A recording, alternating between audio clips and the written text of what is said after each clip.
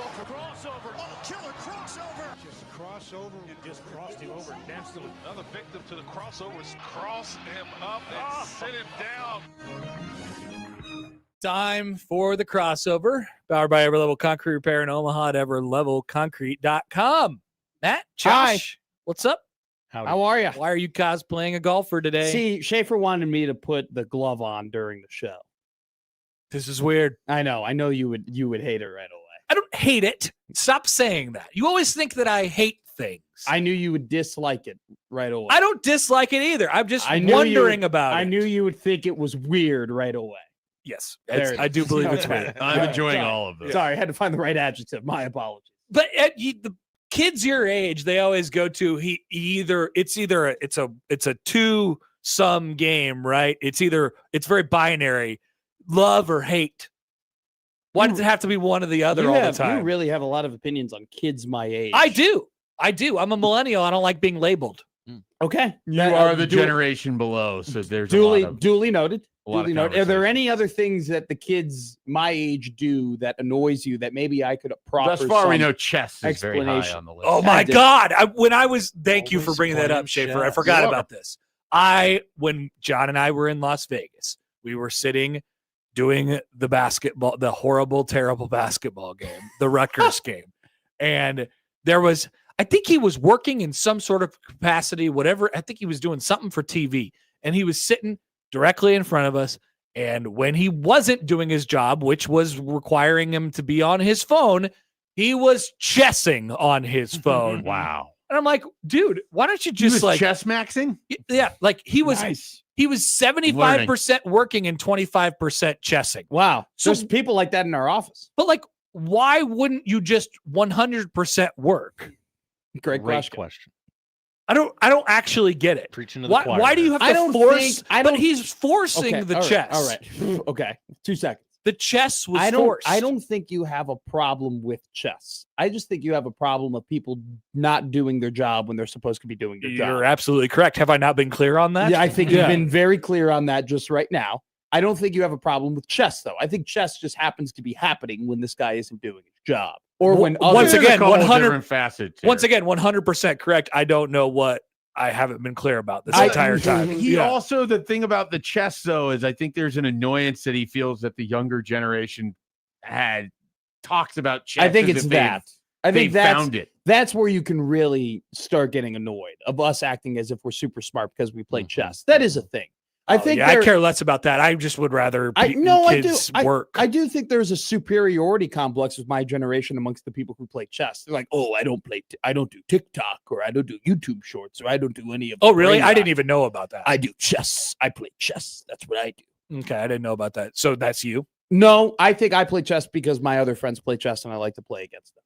That's kind of why I play chess. Or it's just like, oh, I'm not really doing anything right now. No. I'll play a game. No, sorry if I wasn't clear on this. The thing that I don't understand about the chess people is that they are jamming the chess I agree with into that. their life. I think that's weird. Which I don't understand. I think that's weird. Yeah. I completely agree with you. I completely agree. If you want to play chess as like a, hey, I have no time. Yeah. I have all the time. I have all the time. Yeah. You know, I gotta kill some time. You know what? I'm gonna use my brain to play chess. That's what I do. If you're doing something that isn't your job during Forced your job, chess. Yeah, forced chess is what. What if you have downtime during your job? That's fine. That's okay. This person did not. It wasn't. Yeah.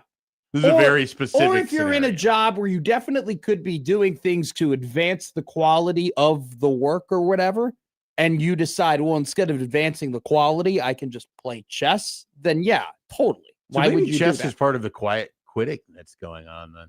Is that possible? Are you familiar You're with so the, hip the, with all the terms. the quiet quitting? Yeah. What's going on? That one's not What's that new. quiet quitting? I don't That's know what the, that. I don't know. I don't know what quitting is. Quiet quitting is what is being accused of people who are not putting their effort into their job a lot. And so they allegedly the quality of work has gone downhill. I don't know who makes that determination across society. Sure. But the idea is that people are putting less time and less energy in their job. So their work is suffering slightly because I just think that they don't care as much. So yeah. they're not quitting. They're not going to go find something else to do. Yeah. They're just not putting their effort into it as much when they are working. See, I get, here's a hot take that people are going to get mad about. Okay. A lot of people associate bitching and moaning and whining to the class of Gen Z that I'm currently at, the 24-year-olds who have jobs who are like, oh, we're never going to own a house, or hey, like things are really difficult, or it's like, you think so? A lot of people, well, I think a lot of older people, I think older than you and older than Mike would be like, oh, all Gen Z does is complain. All Gen Z does is But yeah, but you're not the only generation that complains. Literally every generation. But I think we are being more associated with that than other generations. I think. I disagree, but continue. I think that when millennials were 24 through 29, when they were primarily at that age, they were being associated with complaining and moaning and whining, and I think there was a negative. This is generational warfare.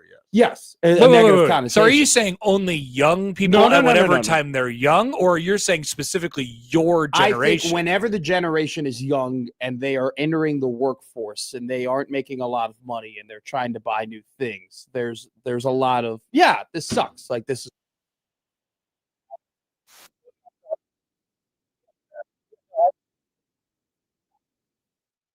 Is that okay? We are being pinpointed.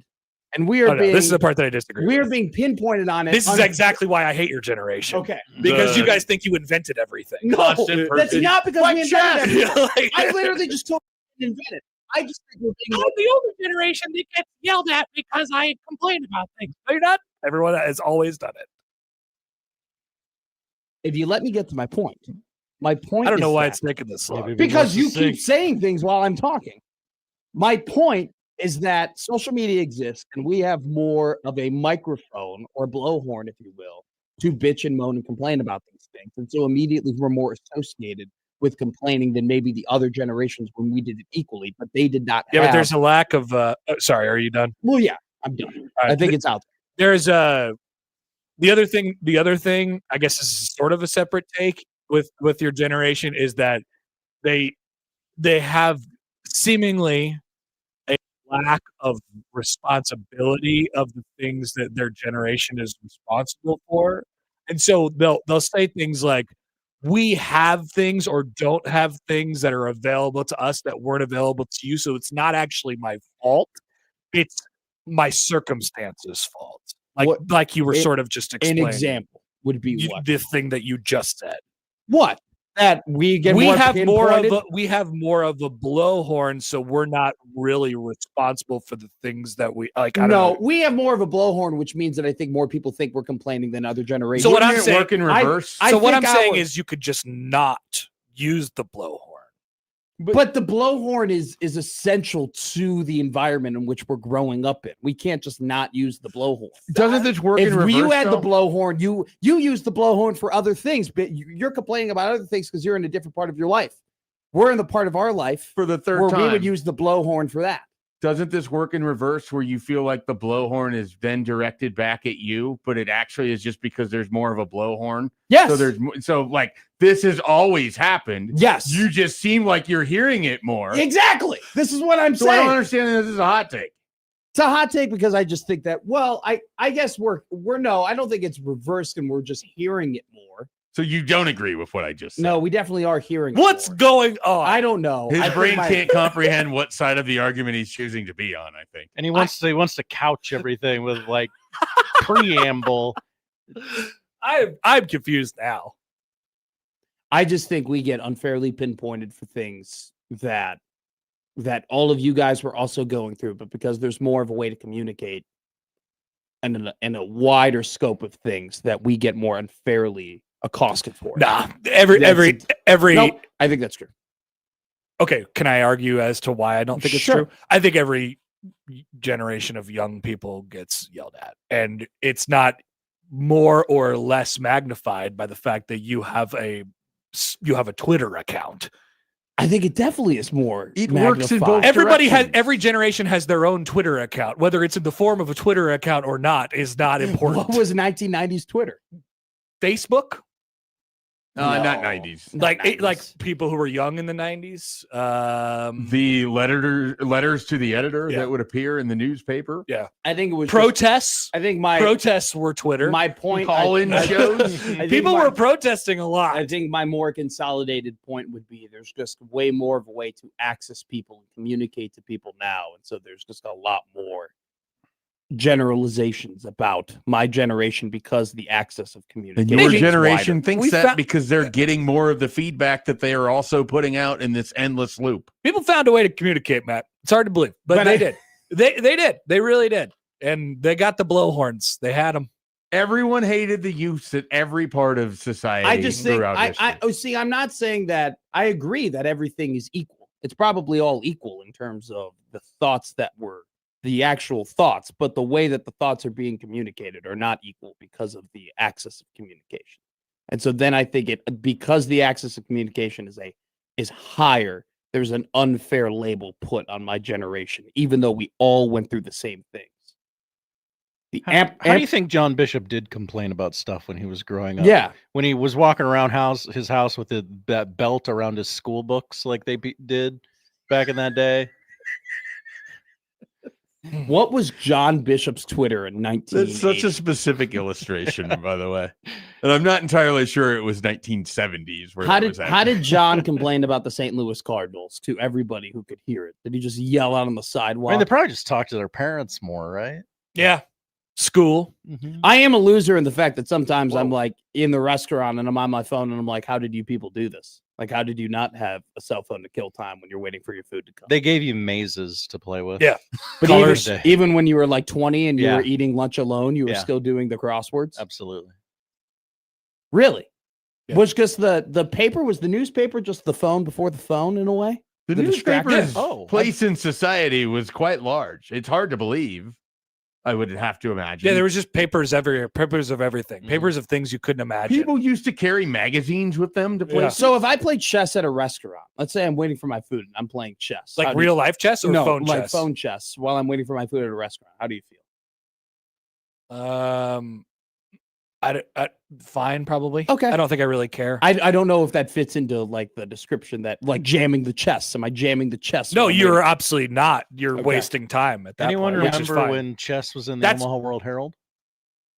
Oh yeah. No. Oh yeah. Oh yeah. In Yeah. the little corner down the there. Daily Yeah. Moves or whatever. Yeah. Yeah. Now that yes, it was in the aggregate page of where the box scores and all of that stuff Yeah. would be. They would just find what a would be on square to put television. it- Yeah. It was basically to fill space. Mhm. Exactly. I would waste my time playing Space Cadet 3D pinball. Nice. That was a hell of a game. Did you ever jam the pinball? Virtually? Yeah. Like, I got 5 minutes here. Let me get in a game of pinball. Oh, You seem like someone who would have gotten really into pinball. yeah, but I only could play it on a computer, Mhm. right? So you it was, had to turn it it was hard on to and- jam yeah, it. yeah. Yeah, it was hard to jam the pinball. Computers used I to thought you not- meant literally jam the pinball. I was like, it's virtual pinball, Josh. It doesn't get stuck. Computers used to take 10, 15 minutes to turn on. Yeah. They were very loud. Made a lot of noise. Probably sounds like it's like the modern day car. I just read the high school sports section of the Sun-Times when I was like 8. That's all I did. So You I didn't passed. read Roger Ebert? No. I Siskel and Ebert? read Mark Potash though. I don't know who that is. He's a Bulls writer. I named all the Sun-Times reporters I could right Read there. that. Roger Ebert. There would be like this is what's happening in high school football this week, and then this is what Rashard Mendenhall is doing in the NFL. Like that was always the contrast. Because Rashard was from Skokie. And Hey, can I have the Rashard Mendenhall section? No, seriously. So it's like you would read like the sports section of the Sun-Times, and then there would be like the Skokie Times, and the sports section would be, this is what Rashard did. you know? That never made Wait, it into an episode So of Ballers. the Skokie Times is inside the Sun Times? No, it'd be two separate papers. There is the Skokie Times. There was this.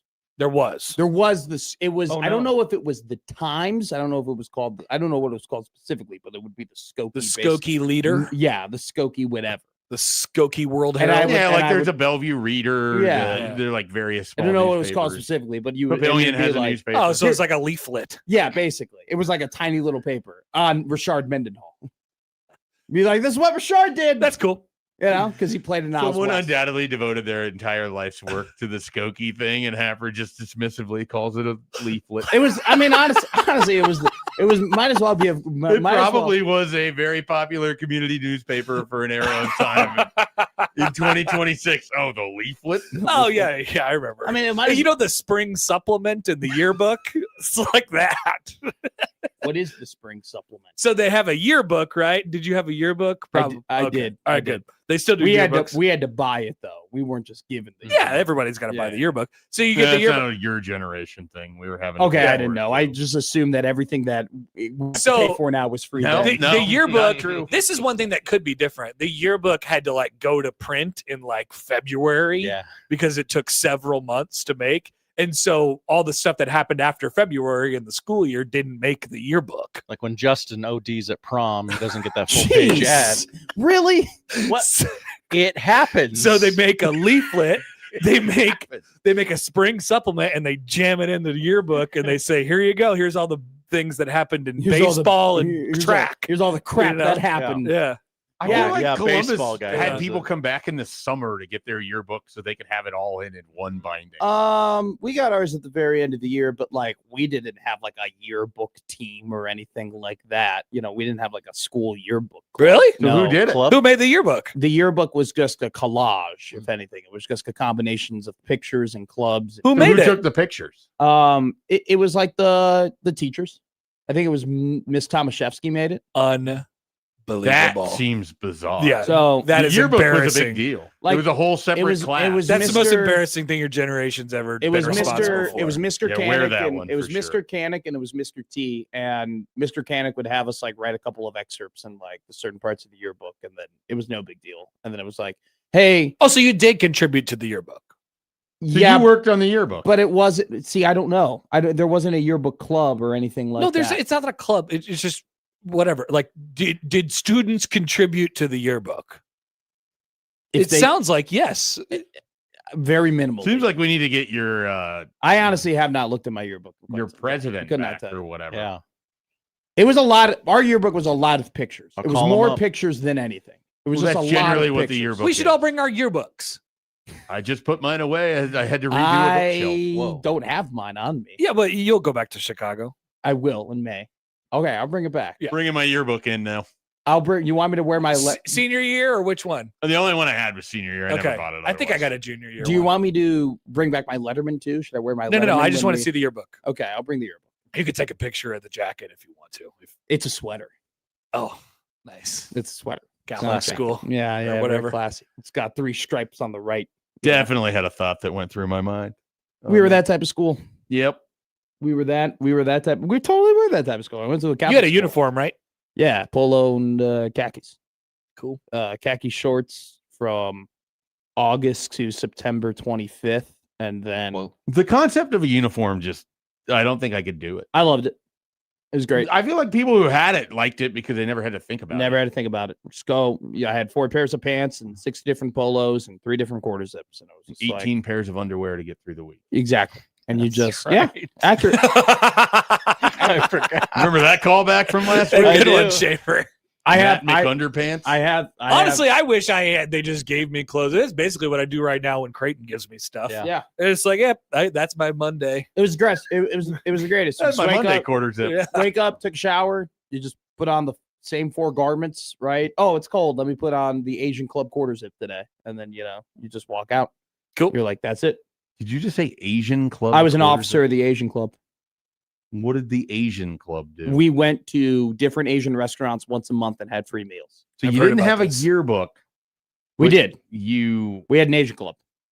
The Asian Club was definitely featured in the yearbook. Oh yeah, yeah. I You was didn't have a club. I was the vice president of the video games club. I was the student. Okay, there was definitely a yearbook club. You was- just didn't know. Yeah, it. yeah. Yeah, I probably did it. Yeah. They just existed on the periphery. They were a bunch of nerds, is what they were. A bunch of losers. Yeah, I'm sure you were all laughing at him from the Asian Yeah. club.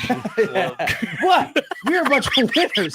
We were a bunch of winners in the Asian club. That's a really provocative name because wasn't it just like Asian food club? Yeah, basically. It was just you guys went to Chinese restaurants. No. Okay. We went to a Korean restaurant. Okay. We went to a Japanese restaurant. We went to a Vietnamese restaurant. We went to an Indian restaurant. My mistake. We went to all different types of Asian cuisines, Many and we did not cuisines. have to pay for it. I was also a part of That's a pretty sweet gig. I was the president of the Competitive Intramural League Society. We were the commissioner. I was the commissioner Sis. of Intramural League. Yes. I was also the president of the film club. Fun fact. I don't know how I got that. Okay. You were the president of the film club? I was. That's embarrassing for the film club. I was. Mhm. I was president of. All right, I was- guys, who didn't watch the movie this time besides me? Here's what I saw on Wikipedia. Well, I I watched was- the first 30 minutes. I was the president of 3 different clubs and the These were student my body. favorite quotes on IMDb. Let me read them. Was there to no you. one else available for the movie club? No one with the passion that I had.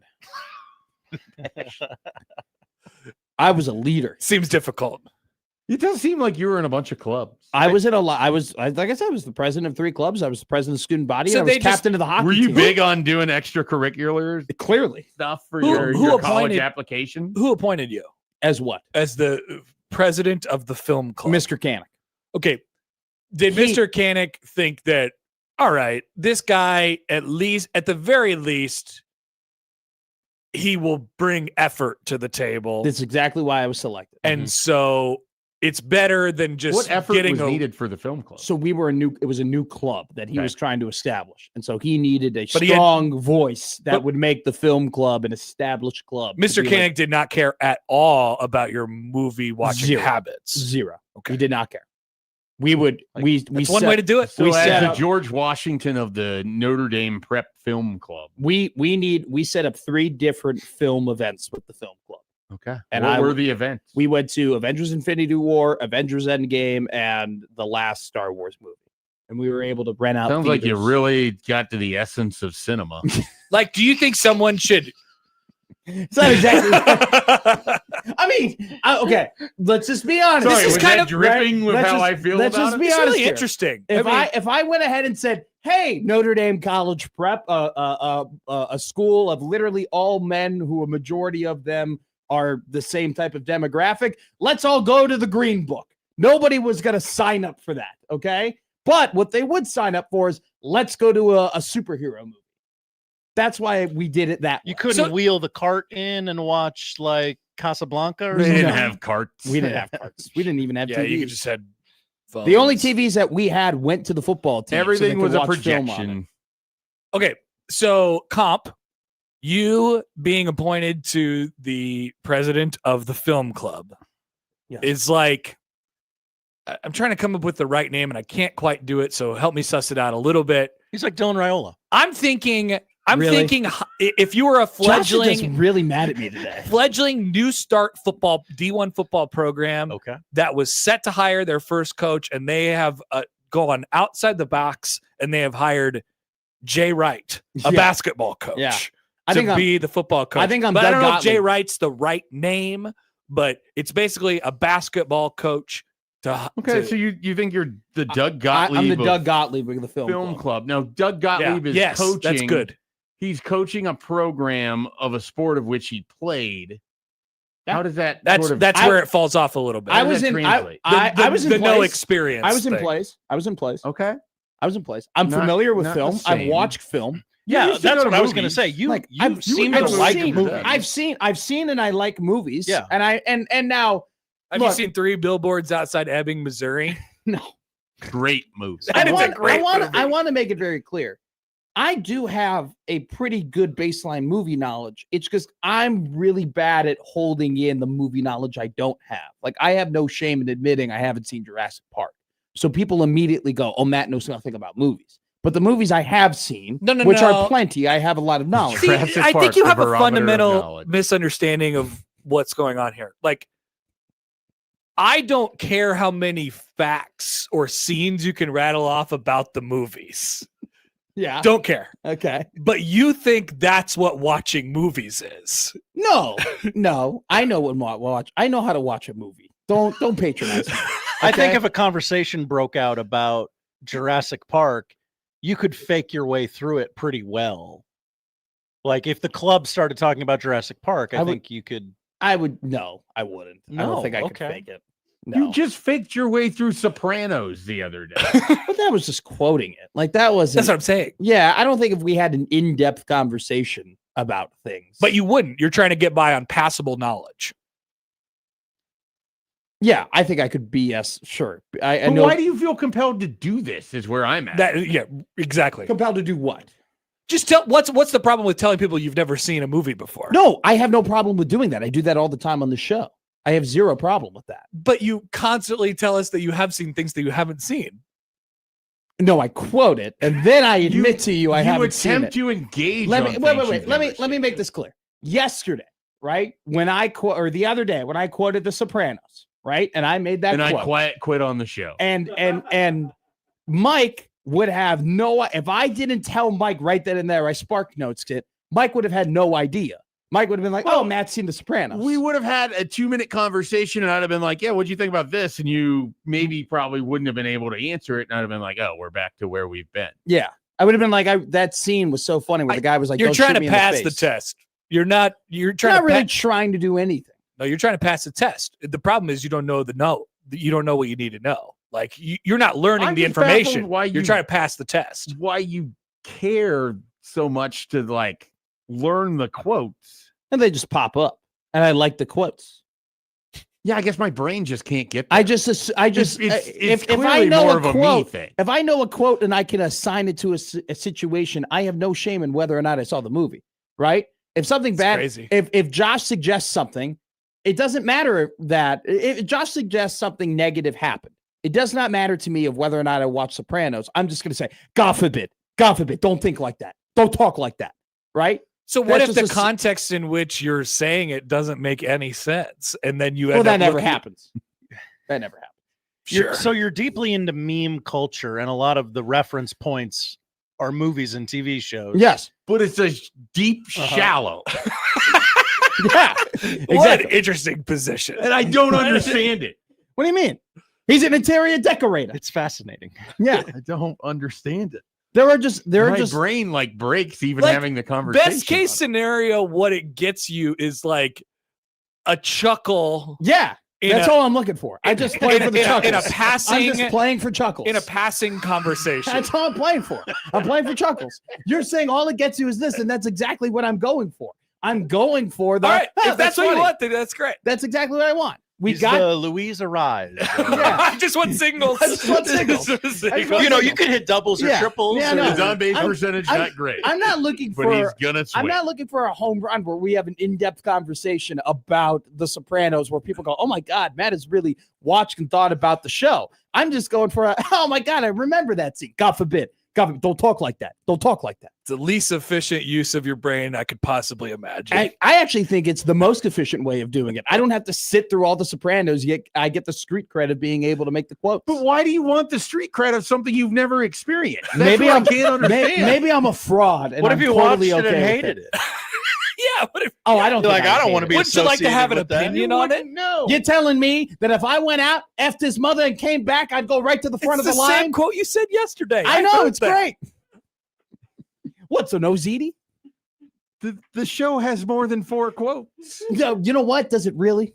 But they're It not, does. they're not even like the main quotes. No, there. I know. Isn't He that saw great? one clip. Isn't that great? It's the niche quotes. He's I got so- the niche quotes, so you But- think like, oh, Matt really watched it. So when I'm so baffled by when the this. follow up is like, oh, do you like Sopranos? What do you say? Oh, I've never seen it. I like TikTok.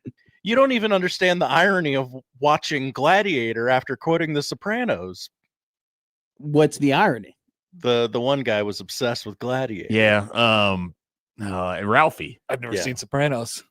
Ralphie was obsessed with Look, Gladiator. I do it for the chuckle. It's the best way to describe it. I do it for the chuckle. It's interesting. It's very interesting. I do it for the chuckle. It's like, I'm going to quote The I don't- Godfather, I but I'm don't- not going to say leave the gun, take the cannoli. I'm going to say, I ain't no band leader. No, it'd be like And not understand it. or all at once. or what's when Clemenza, who does Clemenza kill when he does take the gun, leave the cannoli? Like, who's the guy specifically? What's his name? Isn't it like James Caan, whatever his guy is, right? No. Paulie. Paul? Oh, He's like, Paulie. it's like if I quoted, James don't Caan have. was the boy that was massacred. It's like if I was quoting The Godfather and go like, oh, Paulie, don't have to cannoli. worry about Paulie anymore. You know, that would be like Aaron and Papillion has a theory. Matt just doesn't ever want to be left out. No, I think that no. Tracks. It tracks. No, I think that's incorrect. Okay. I think there's a moment for you just Go ahead. Try and tell me that you're not trying to be left out. there is a part of me that is not trying to be left out. Yes, correct. Mm-hmm. But it's the main part is it's funny if I quote it here, and it's a good position for me to quote the movie. So I'm gonna quote it. Like, here is a situation where this quote makes sense. I want to throw in that quote because it's funny. That's the main point. Yeah. There's a part of but if I didn't want to be left out, I wouldn't have been. I would. And you continue realize to that fake all it. the conversation, the whole thing is just material, right? I mean, you're passing. You're trying to get a passing grade in a I'm not meaningless. trying to get a passing in grade. a meaningless. I'm not trying to be a poser. I'm not trying to. I don't have FOMO. Well, I don't think I'm you're simply trying just to be a quoting. poser. No, I'm simply just quoting the crap. It doesn't matter whether or not I've seen it. But it's a waste of time. I don't give a damn. It's a quote. I like it's the a idea joke. of doing it for the chuckle. I'm doing it for the chuckle. There you go. How many Okay, times let's just do I keep have it to? right I'm there. not doing it for the street cred. I'm right. not doing it for the FOMO. I'm not doing try and fit in. It's funny, so I quote it. So if you quote something in the future and I look at you and I'm like, chuckle or no chuckle? I'll tell you. I'll Okay. tell you. At least we have a system now. Yeah. That's the crossover. Powered by Everlevel Concrete Repair in Omaha at everlevelconcrete.com. Middays Mac coming up.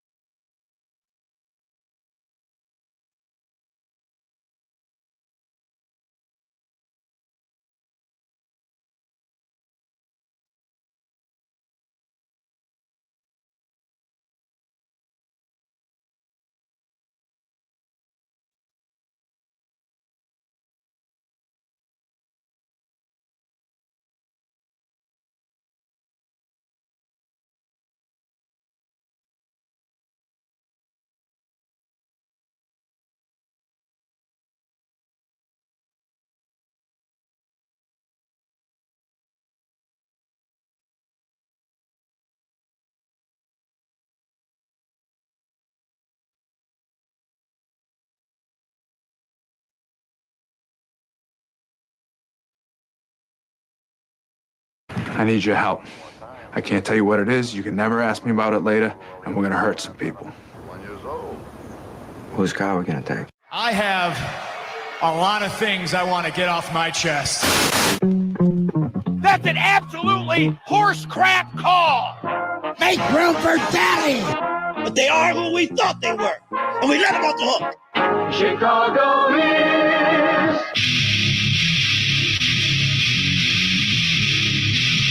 This is Middays with Matt on 1620 The Zone.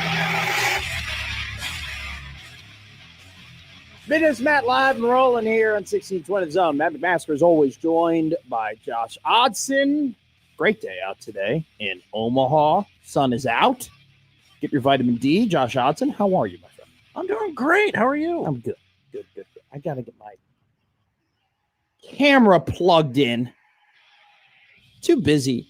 You know what? I'm a little annoyed. You're creating. You're making. Why do they have to release all of the mock drafts all at once today? Can someone can we talk about that? Are we're 8 days away?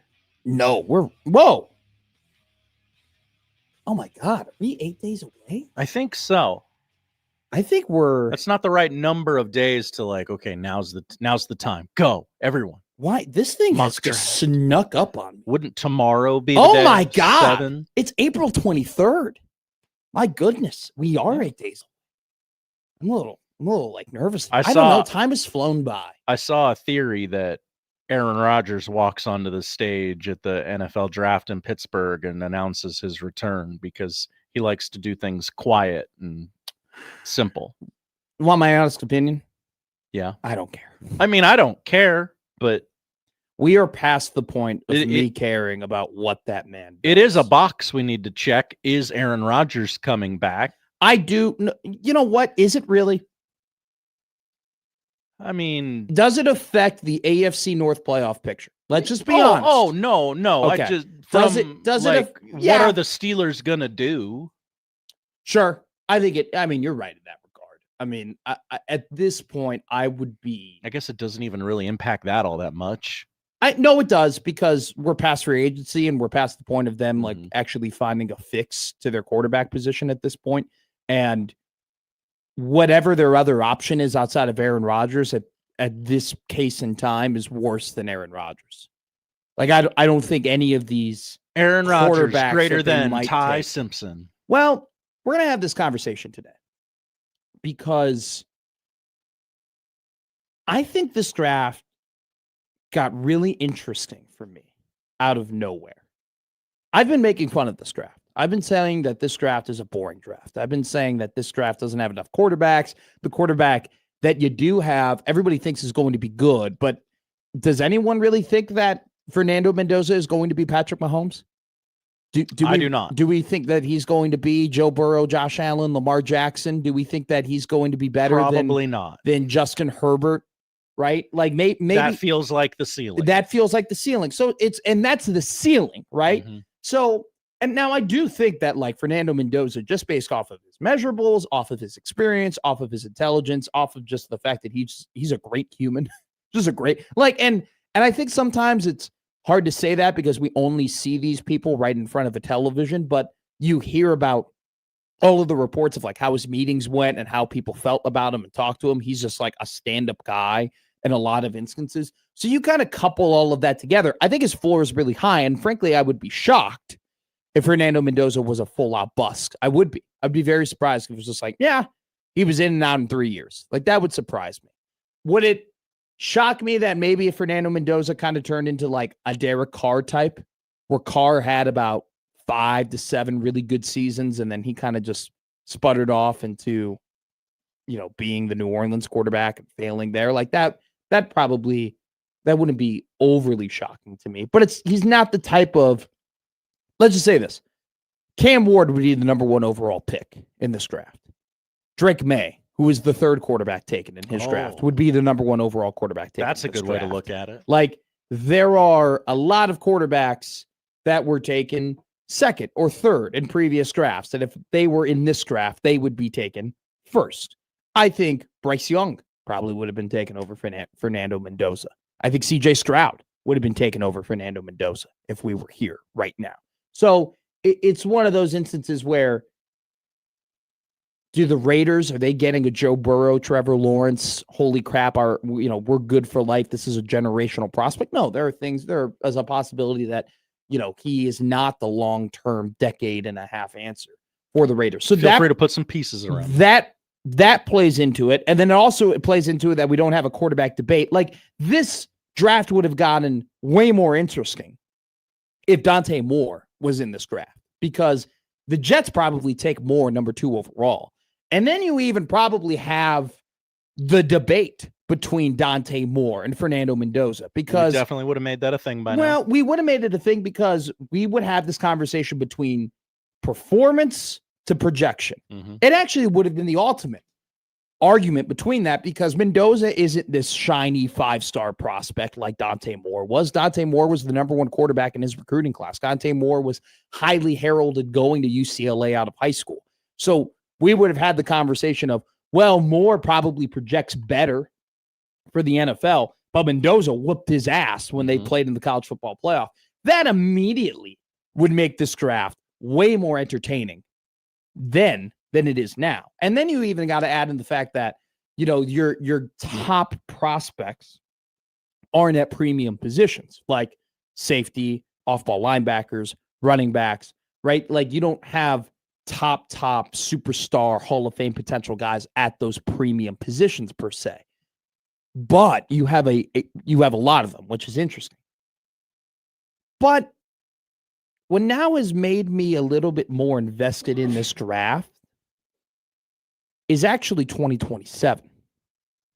Because when you listen to Ian Rappaport, when you listen to Dane Brugler, when you listen to Albert Breer, when you listen to Todd McShay, there is this increasing belief in this increasing narrative that the 2027 class, and not only just from a quarterback perspective, but from a position player perspective, has the potential to be generational. And so 2027 draft picks are at a premium right now. If you can get a 2027 draft pick, especially in the first top 100 picks, you take that trade. And even more so, there's a hesitancy to trade 2027 draft picks because there is such a high anticipation of what that first round, what that second round can look like. So what does that mean for trading up in the draft? Well, it means that you're probably going to get lower value. Like, it might be easier to trade up in this year's draft because you're not getting my 2027s. What you're going to get is my 2026s. And so we might see some teams jump up a couple of spots where in previous drafts, it would have cost them a first round pick. It would have cost them a second round pick in next year's draft. It would have cost them a third round pick in next year's draft. Instead, it might be swapping picks earlier in drafts. It might be a second round pick and might be 2 day 2 picks in this year's draft. So I think the fact that the 2027 draft picks from a league-wide perspective are at such a premium, you might get a little bit more volatility in the first and second rounds in terms of trading up and trading down. And you're going to have some teams that are more willing to trade up and trade down. So somehow, some way, I've now convinced myself that I'm not necessarily uberly excited about all the prospects, but I'm very excited to see what the movement within the draft could be and what the value of moving up and moving down could end up being. It could end up being something. It could end up being, wow, it's really easy to move up and move down right now. A lot of teams are going to do it. Or it could be, it's impossible to do so because nobody wants to give up a 2027 draft pick. Todd McShay, Dane Brugler, and Mel Kiper Jr. all released mock drafts today, all within hours of each other. Brugler is insane. He released a 7-round mock draft. So we'll go ahead and we'll tell you where Nebraska prospects went in that, because he has some Nebraska prospects being drafted. We'll go ahead and there's one team who's trading up to one specific spot that is the same on every single mock draft. Kiper, McShay, Brugler all had the same team trading up to the same spot. What does that tell you? That you have these insiders and you have these NFL draft experts who all have the same team doing the same thing, taking the same guy. We'll talk about that. So that's definitely happening. I mean, if you listen to yesterday's episode, I'm going to give it away to who that team is. I did listen to yesterday's show. The team who's doing it, it would be a very uncharacteristic move. Whoa. It would be a move that they very rarely make. Oh, I remember. It would be them zagging towards their current zig. Now, to give you another hint, it would be very unlike this team to do this. And it would be something that this team hasn't done in the 21st century a whole lot. But this team also hasn't won a Super Bowl in the 21st century. So the definition of insanity is doing the same thing over again and expecting different results. This very well could be the breaking point for a certain franchise to be like, damn it, we want this guy. We need this guy. So much for just staying pat and doing the smart thing. I want to be dangerous. I want to do something different. I want to take a risk. I want to get this guy that we believe can be a Hall of Famer. We'll reveal who that team is, who that player is, and who that pick is throughout the show.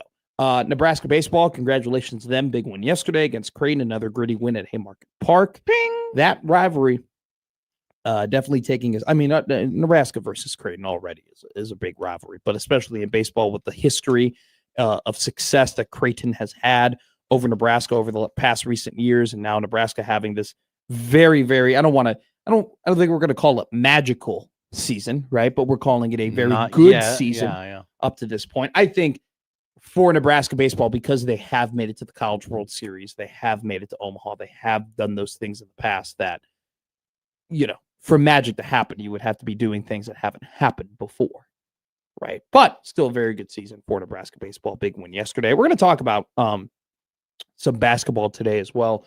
We talked about it yesterday. Mike Malone made a big decision for North Carolina, picking one point guard over the other. It was a very professional type of NBA type move that Mike Malone made. But it got me thinking about the fact that Nebraska has two coaches who have coached professionally in the NBA and the NFL working for their football team and for their basketball team. I kind of wanted to compare Rule and Hoiberg in a way and maybe proffer up some optimism or solutions that Matt Rule could have to pivot off of the fairly disappointing start he's had as the head coach of Nebraska football. I want to proffer up some optimistic solutions that stem from what Fred Hoiberg did for Nebraska basketball. Let's look at what Fred did to turn this thing around, because let's be frank, we got into a very uncomfortable situation at one point with Fred's future of being the head coach of Nebraska, and he was able to pivot out of that and then create the greatest Nebraska basketball team of all time. Is there anything that we can look at Fred and say, he did that? Can Matt do that? Can Matt take some of the same concepts potentially and make that into his own success? We'll have that conversation. We'll also talk about Georgia, Kirby Smart, doing some old-fashioned things. Are they doing old-fashioned things in terms of recruiting because that's what they want to do? Or are they doing some old-fashioned things because that's what they need to do? And is Georgia potentially in danger of being passed up in terms of this current college football landscape? And is money everything? And we're going to talk about the value of certain jobs compared to other jobs. We'll also talk about, did controversy across the NFL and media come to an end yesterday with Diana Rossini resigning from The Athletic? Or is there still more to talk about in terms of that? And are there still more dominoes to fall? We'll have the Mike Vrabel conversation as well. So we'll talk about Fred Hoiberg. We'll talk about Matt Rule. We'll dive deep into the NFL draft today. We'll also dive deep into the beast, Dane Brugler's player-by-player 600-page report on this NFL draft.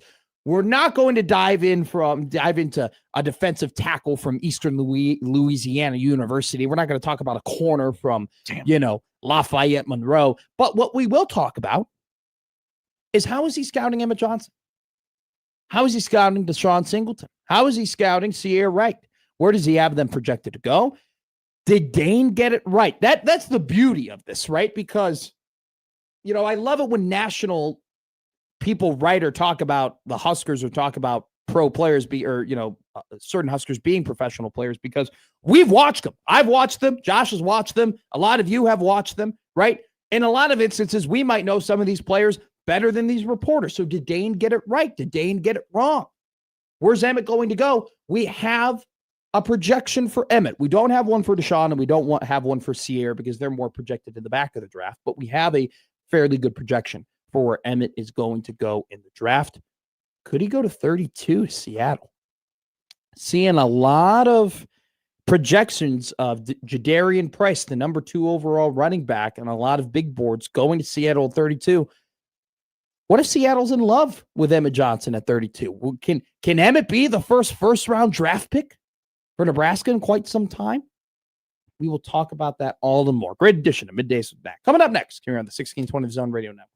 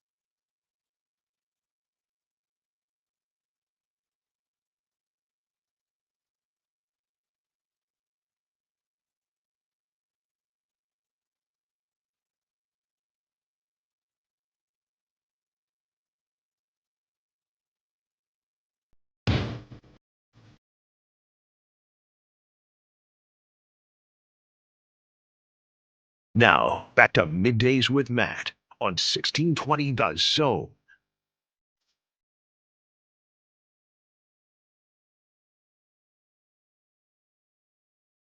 This is the time of the season that a lot of our guests aren't very busy. Kind of coming out of their seasons. They're coming out of the time when they have to write all their columns and do all their reporting and write all their gamers and whatnot. And for this guest, though, that's not the case. It's not the case in the slightest because he is in the middle of his busy season. It's tax day for a lot of people in America, but it's portal weeks for John Walker of the Omaha World Herald, doing a lot of work. J-Dub, how are you? Busy, that's for sure. That's for sure. But I'm good. I'm hanging in there, or at least trying to. The good news is, I think after just by nature, after what was a chaotic 24 hours, or certainly one chaotic hour on Tuesday. Yeah. Things should slow down here over the next couple of weeks. It'll be more of a trickle, of a drip than it is an outpour. So I'm good. I'm busy. How are you, Matt? I am quite good. Quite good. That's good. Not nearly as busy as you are, but busy reading all of the updates that you have here on your Omaha.com, Omaha World Herald, Creighton basketball transfer portal tracker that everybody should be following and paying attention to. Let's before we get into Wes Ennis and before we get into Wesley Rosa, the two guys that Creighton has picked up, they picked them up yesterday. Let's get into this general question. Anything that surprised you so far about the Creighton Blue Jays activity? No, nothing surprised you. No. Like, I don't know. Maybe Wes. Maybe Wes surprised me a little bit just because, it had not been super out there that they were talking to him. Like, there were rumblings for sure, but, like, he hasn't even been to Omaha yet. That's crazy. So, yeah. So, like, this was a pretty close kept, pretty quiet recruitment as far as Wes goes. And it was kind of the opposite of that with Wesley Rosa. And he was on campus. Creighton offered him before the dead period at the beginning of April. And it seemed like that was a really good spot for Wesley Rosa to be. And, after adding a pretty high level rim protector in Oswin Arunse, like Creighton needed to fill out the front court with both Alexa Dimitrievich and Karam Tonan hitting the transfer portal. And they did that with one of the top JUCO big men over the past couple of seasons. I don't think anything has surprised me so far. I don't think so. I went back and read my portal primer last night. Wow. And I was like, man, that could not have been more dead on. Wow. So, no, look at you. Nothing surprised me at this point. Yeah, look at me, man. A lot of different moves have happened. So just to update people, currently right now in the portal for Creighton men's basketball has entered as recently as Alexia God, I know his last name. Dimitrievich. I know. Dimitrievich or Dimitrievich? You know what? Dimitrievich has entered along with Conan, McChesney, Zugic, Harper, Townley Thomas, Davis, Freeman, and I think that's everybody there. And then now they've since added Aaron Moonsay, Wesley Rosa, and Wes Ennis. So now at this point, 9 spots on the roster. Is that correct? 9 spots have been filled when you include the retention of Jackson McAndrew, Jason Green, Hudson Greer, Austin Swartz, Isaac Trout, and Shane Thomas. So still plenty of roster spots to fill out for the Creighton men's basketball team. Let's talk about Ennis, the guard from South Florida. He was the number 58 transfer according to 247 Sports, 16.4 points along with 4 rebounds last season. Did play Louisville in the NCAA tournament. So that's funny. Wes Ennis has played Louisville, and the last time that Creighton had played Louisville was in the NCAA tournament as well. What can you talk about in terms of Ennis and what you've seen on tape? Yes, so this is to correct you in the same way I was corrected. Oh, it's Enos. Enos. It's all right. Enos. Good to know. here's a peek behind the curtain. I was unaware of that until I talked to Wes last night and said, what is Creighton getting in Wes Ennis? And he said, I'm so sorry. It's Enos. And I said, no, I'm sorry. No, it is Enos. It is Wes Enos. And a really nice kid. Like I said, I talked to him last night. He's really excited to get to Creighton, and Creighton's really excited to have him because he kind of fits exactly what Alan Huss wants to do, right? Like Alan Huss mentioned, he wants guards, or he wants to play a more disruptive defense. And you can play a more disruptive defense with, a better rim protector, sure. But if you want to play a truly disruptive defense, you better have some guards who are ready to hike up their shorts. And Wes Enos showed through his time at Lincoln Memorial as a Division II All-American, and then last season at South Florida, that he's willing to do that. And then you add on top of the fact that, he's like a really good high volume shooter. And boy, doesn't Creighton love those, right? That's not going to change from Alan Huss to Greg McDermott. Like, this team is still going to shoot the heck out of the basketball. And Alan Huss and his staff added a guy who could do that last night with Wes Enos. He hit 107 threes this year, Matt. My God. Isn't that like that's nuts? That's nuts. And the year before that, he hit 99 on 41% shooting, albeit it was in Division II. But like, if you can shoot the rock, you can shoot the rock. And it's not like his sophomore year at Lincoln Memorial was an outlier, because he went to South Florida last year and shot it really well again. Yeah. So, I think a lot of people, and probably at one point myself, expected him to follow Brian Hodgson to Providence. If you go look at Providence's roster, like, he fits the twitchy, rangy, athletic guard mold that they're trying to create. And from my understanding, not that Wes told me this or anything, just to make that clear. Yeah. From my understanding, it's like there was just going to be a log jam if he had went to Providence, because I can't remember what other guard they got. I can't remember off the top of my head. And then they also brought Dink Tate in from the G League. So, like, I thought when both of those things happened with Providence that he was probably not going to follow his former coach. Yeah. I did not, fully transparent, I did not expect him to then land at Creighton. And now here we are with the Jays getting, one of the top guards in the portal, and with Wes Enos finding a new home at Creighton.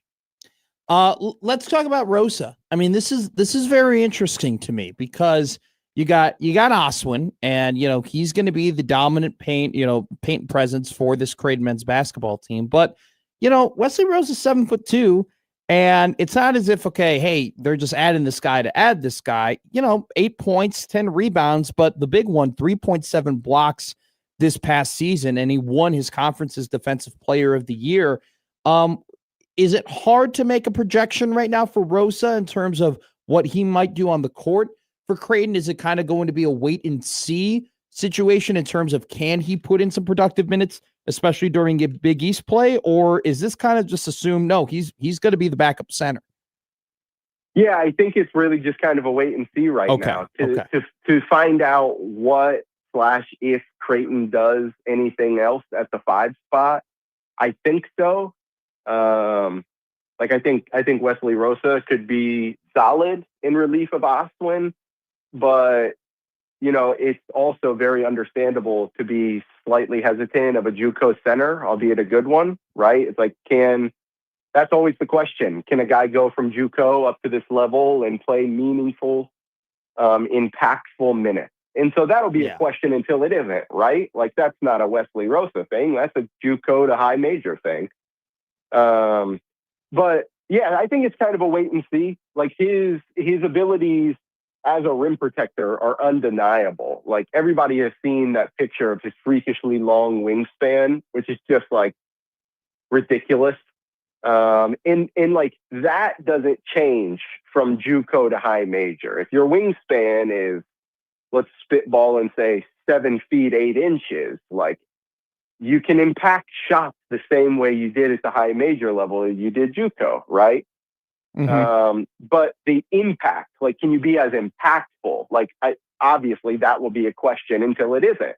Yeah. And so, yeah, like I think Oswin, and I've written about this, I think Oswin will develop even more under Alan Huss, who helped develop Ryan Kalkbrenner and Christian Bishop, among others, in his first stint at Creighton. But history would tell you, Oswin Arunse is going to have some foul trouble. Yeah. Ideally not, right? Like in a perfect world. But he led the Big East Conference last season. Yeah, exactly. So like all of that to say, whoever ends up being the backup 5, whether that's Wesley Rosa, whether that's somebody who's not on the roster yet, whatever it might be, that person is going to be sneakily important. And it's also going to be equally as important for Oswin to stay on the court for as much as possible, for as long as possible. But yeah, the backup 5 is going to be a really interesting thing to see how that ends up shaking out. But for now, yes, JUCO paint patrolling monster Wesley Rosa is backing up Oswin Arunse. Looking at the college basketball transfer portal team rankings, I'm curious to see your perspective because there are some Big East teams that are making some waves. Villanova has made some pretty big additions. Xavier has made some pretty big additions. Obviously, St. John's and UConn have been at the top in terms of trying to get some of these top ranked transfer portal targets. Is there a balance for you, John, of being like, okay, like, yeah, obviously you're nervous if you're Creighton because you have a lot of, teams in your conference like Providence who have, they've made a big splash, right, in terms of getting a couple of guys. They got the San Diego State small forward. Like, is there a balance of, okay, hey, we're nervous that there are teams around us that are upgrading, but there's also the positivity of we want the Big East to be a little bit better so we have, the non-con slate doesn't matter as much. Is there a give and take there, or is it just straight, the rest of the league is kind of catching up in terms of spending money? Yeah, probably a little bit of both. Like you said, it's kind of a balance for sure, because if you're the Big East, you're like, yeah, this is really good for the league, right? Yeah. Like, of course, if playing Team 10 means almost as much as playing Team 4 in a good way, not in the way that it was this year, then that's good for the league. That is good for everybody. But also, when that happens, when everyone's good, then 1 or 2 games are the difference between playing Saturday night at the Garden because of favorable seating and having to play Wednesday at the Garden, right? So, like, yeah, it's a balancing act for sure. But the Big East has, like, undeniably gotten better, like, collectively. Yeah. I don't really think there's any question about that. So, it'll be good for the league. The thing now is, and I told somebody this on Twitter last night, like, whether it's Creighton, whether it's Xavier, throw Marquette in that mix, right? Like, all of these teams, like, they're now going to have to take all of this talent they've acquired, and impressively so, and go win for the first 6 weeks of the season. Because if they don't, then last year happens all over again. Yeah. The good thing, Matt, is that even though it's April, I can sit here like pretty confidently and say it'd be hard, given the moves that teams in the Big East have made, it'd be hard for the league to be metrically as bad as it was this past season. So, some people are gonna run from that, and some people are gonna embrace it. Yeah. And we'll certainly find out which teams do which over the winter. Just for a quick update here, Providence, the number 10 class in the country, followed up by Villanova, the number 14 DePaul at 16, followed up by Xavier at 21. So multiple Big East schools within the top 25. You can't forget about Georgetown, too, who's in the top 40, 38th. Creighton, you want to guess where the Blue Jays rank amongst all of that in the country right now with their 3 commits? Immense. All of them. See, this is really a tricky thing because, like, Wes Rosa is not going to get a lot of love in the transfer portal rankings, obviously. Sure. Okay. This is a really important question. It maybe propels us here into another conversation. Let me ask you this. Okay. Is BJ Davis included in the... BJ Davis is included in. He is included in the commitments. He is. Exactly. So, we'll see how that ends up playing out. I kind of reported on that a little bit yesterday. But with BJ Davis, if BJ Davis comes to Creighton... I was going to say, because it's not official according to you. It is not official. Creighton visited with him early this week, and we'll just see what happens. Yeah. No, it is not official yet. Okay. So I would say they're factoring in and I'm not saying, I guess we'll just nip this in the bud now. I'm not saying that John Rothstein was incorrect, and I'm not saying that BJ Davis won't come to Creighton. I'm simply saying it has not officially happened yet. Okay. That's all. That's all I'm saying. But BJ Davis included in 247's portal haul for Creighton. I'm going to say the Jays nationally in the portal are, let's say, what did you say Georgetown was at? Georgetown was 38th. Georgetown's 38. I'm going to say Creighton's at like 52. Whoa. Creighton's got 3 guys. Aaron Woonsay, Enos, and BJ Davis. And Davis is a 4-star. Try again. You can do better. Oh, were you not including Creighton when you were listing the Big East? No. I kept them out. That's so what they're I thought. Yeah. I kept them out. They're higher. They're much higher than Georgetown. Yes. That's why I was like, huh? Yeah. I'm going to say Creighton's like 23 right now. They're 12th. 12.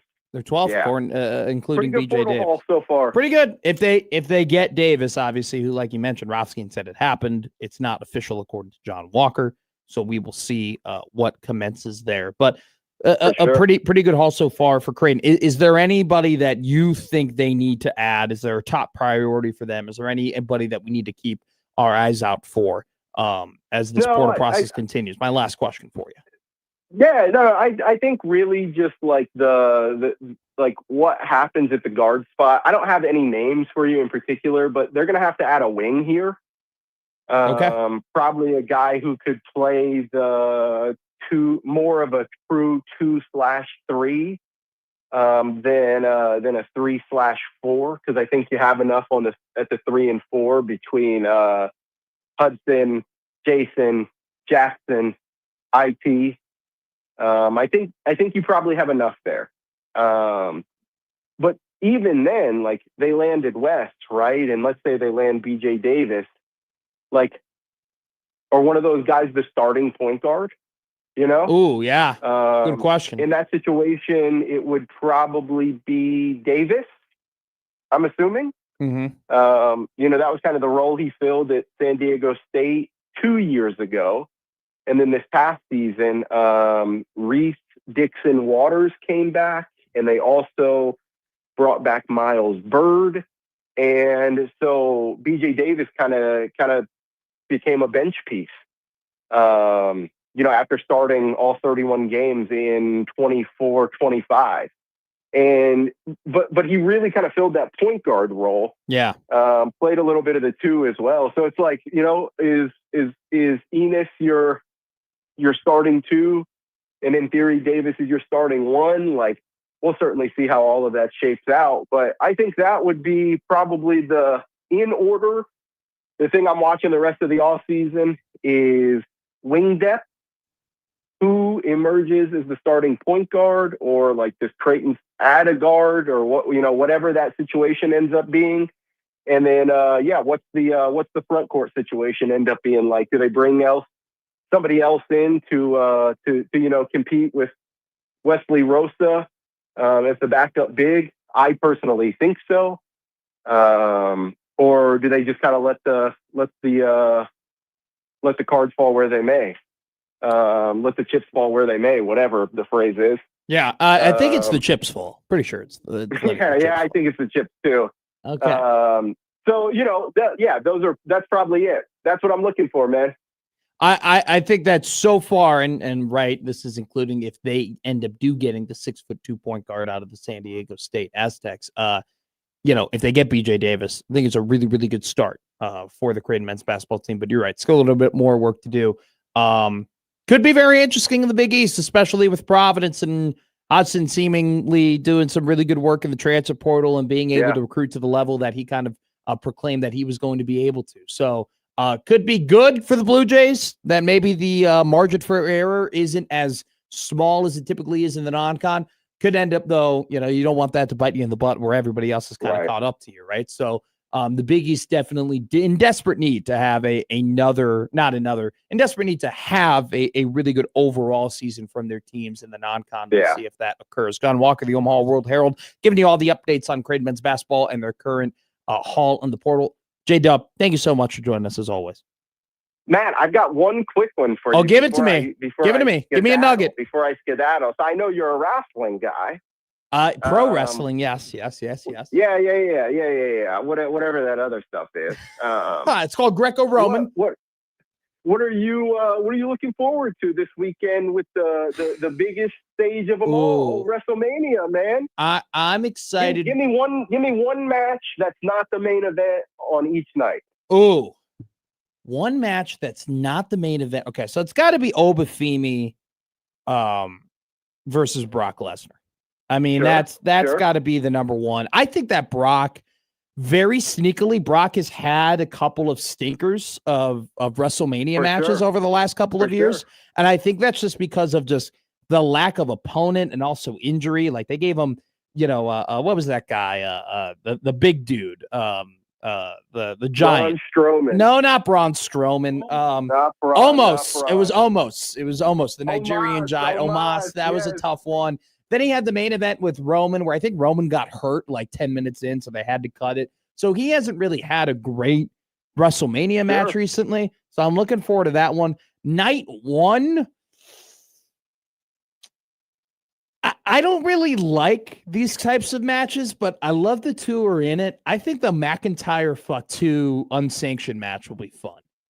That's one where I think they're just going to kick the crap out of each other. And I'm kind of like, I guess Rollins and Gunther, it will be probably the best pure wrestling match. But at the same time, it's like, I feel like I've seen that on Raw, like I feel like you can see that on a SmackDown. So it's just like, I think Fatu and McIntyre is the one I'm looking forward to. If in all honesty, I'm not excited at all for WrestleMania night one. I'm more looking forward to night two. That ladder match on night two is I'm excited for.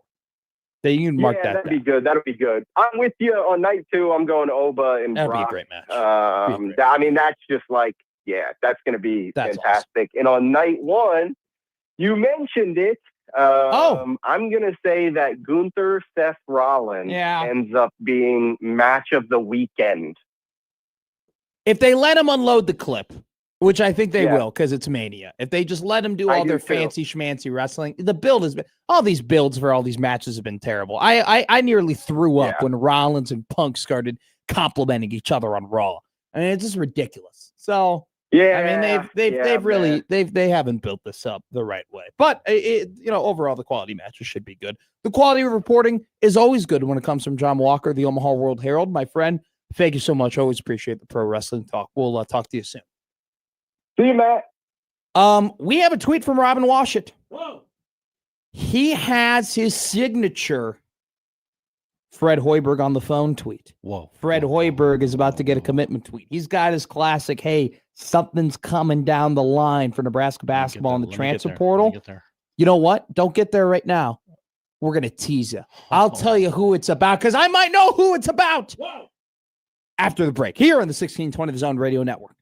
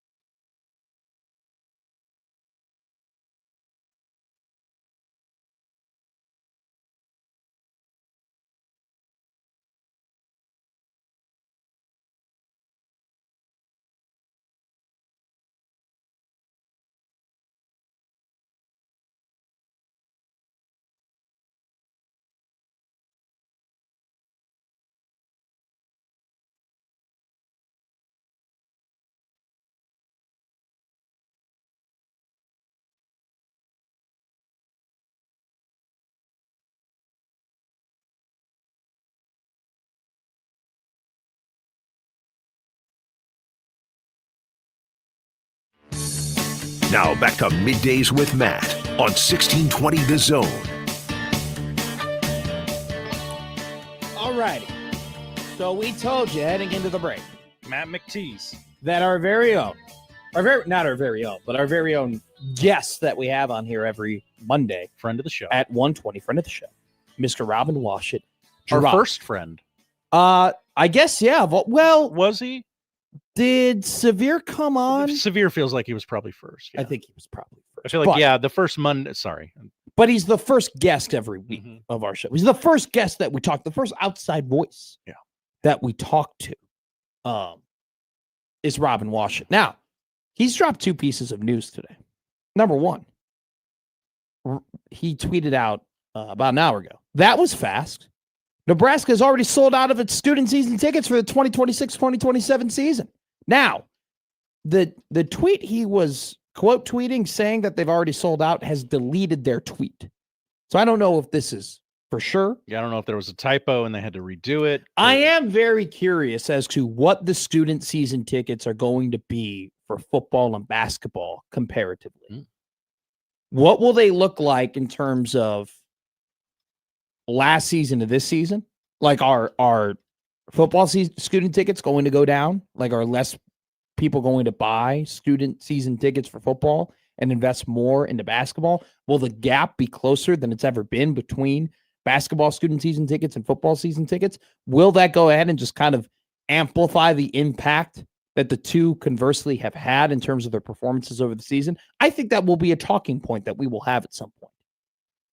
I do think that when these numbers officially come out, we will probably have a topic. We will have a topic. We will talk about it on the show. Matt McCall's a shot. Well, here's why. Because I can relate to it better than anybody. Let's just be real, right? Like when we talk about, 80s Huskers and 90s Huskers and all that stuff, that's John Bishop. John lived it. John was there for it. John knows all the stories. John was, very much in tune to it. When we talk about Nebraska students' current attitudes towards athletic programs, I was just there 2 years ago. I can tell you right now how we feel about them. I can tell you right now, the baseball team, awesome to drink with, awesome to hang out with. Whoa. They were a great time in the off season. They were very strict about when they were playing, what they were doing. But in the fall, hell of a time. Great dudes, right? Shout out Perry, shout out Columbus. Awesome guys, right? Football team, didn't really see them out a whole lot. They kind of did their own thing. The track and field guys, great time. Awesome dudes. I could tell you how we felt as students about the football team losing all the time and being a source of embarrassment at points when we would all get very excited about how they were going to look in a season, and then they ended up winning 5 games. And I can tell you very much so that a lot of Nebraska students took pride of the basketball team, especially when they went on that run with Casey, because they were awesome and it was exciting. And they gave us the best sport memories that we had as students. So I'm going to be very curious as to what the student season tickets will look like, because I think that is going to converse and communicate to you better than anybody how students on the campus really feel about the differing athletic programs. And it does matter. I don't care what people say. It does matter how students feel about the teams that they are rooting for sure. Platcat asked a question in the chat. Do you recall how much the season tickets were last year of school? I did not have basketball season tickets. Okay. Here's why. Number one, I announced a lot of the games. A lot of the games that I was announcing or that I went to, I was announcing for KRNU. And so when I did go to games as a fan, I would just buy them off by friends or off Facebook or whatever. So I actually can ask here. Let me go in the group chat real quick. Because according to the Iron N, $90 for basketball. How much was $180 for football? Well, 180 sounds kind of low. I felt like I paid $200 for I bought student football tickets. I never had to. Here's the thing. If you wanted to go to a basketball game as a student, they were $10. You know what I'm saying? Like they were really easy to get into. You didn't really have to worry about the cost. My buddy Ari will know. How much was basketball season tickets our senior year? I I think my guys will know. And how much was football? Yeah, get the people working on it. No, because they'll tell us. I mean, so like I was in a group, like my entire friend group, we had football season tickets and basketball season tickets. Like that, our friend group was built off of like going to these games and like hanging out and like attending sporting events. And so they'll know. I can get that answer for Black Cat. PC writes in again, was just curious how much they'd gone up. Think it went up 25 to like 40 when they moved from the Vandy to PBA. Yeah, I have no idea how much. Like I said, I didn't have basketball season tickets. I was lucky enough where I worked the games, or I was writing for the games, or I was announcing the games. Now, my ticket for the Purdue game was $12, and my ticket for the Wisconsin game was $15 because I was closer to the court for the Wisconsin game.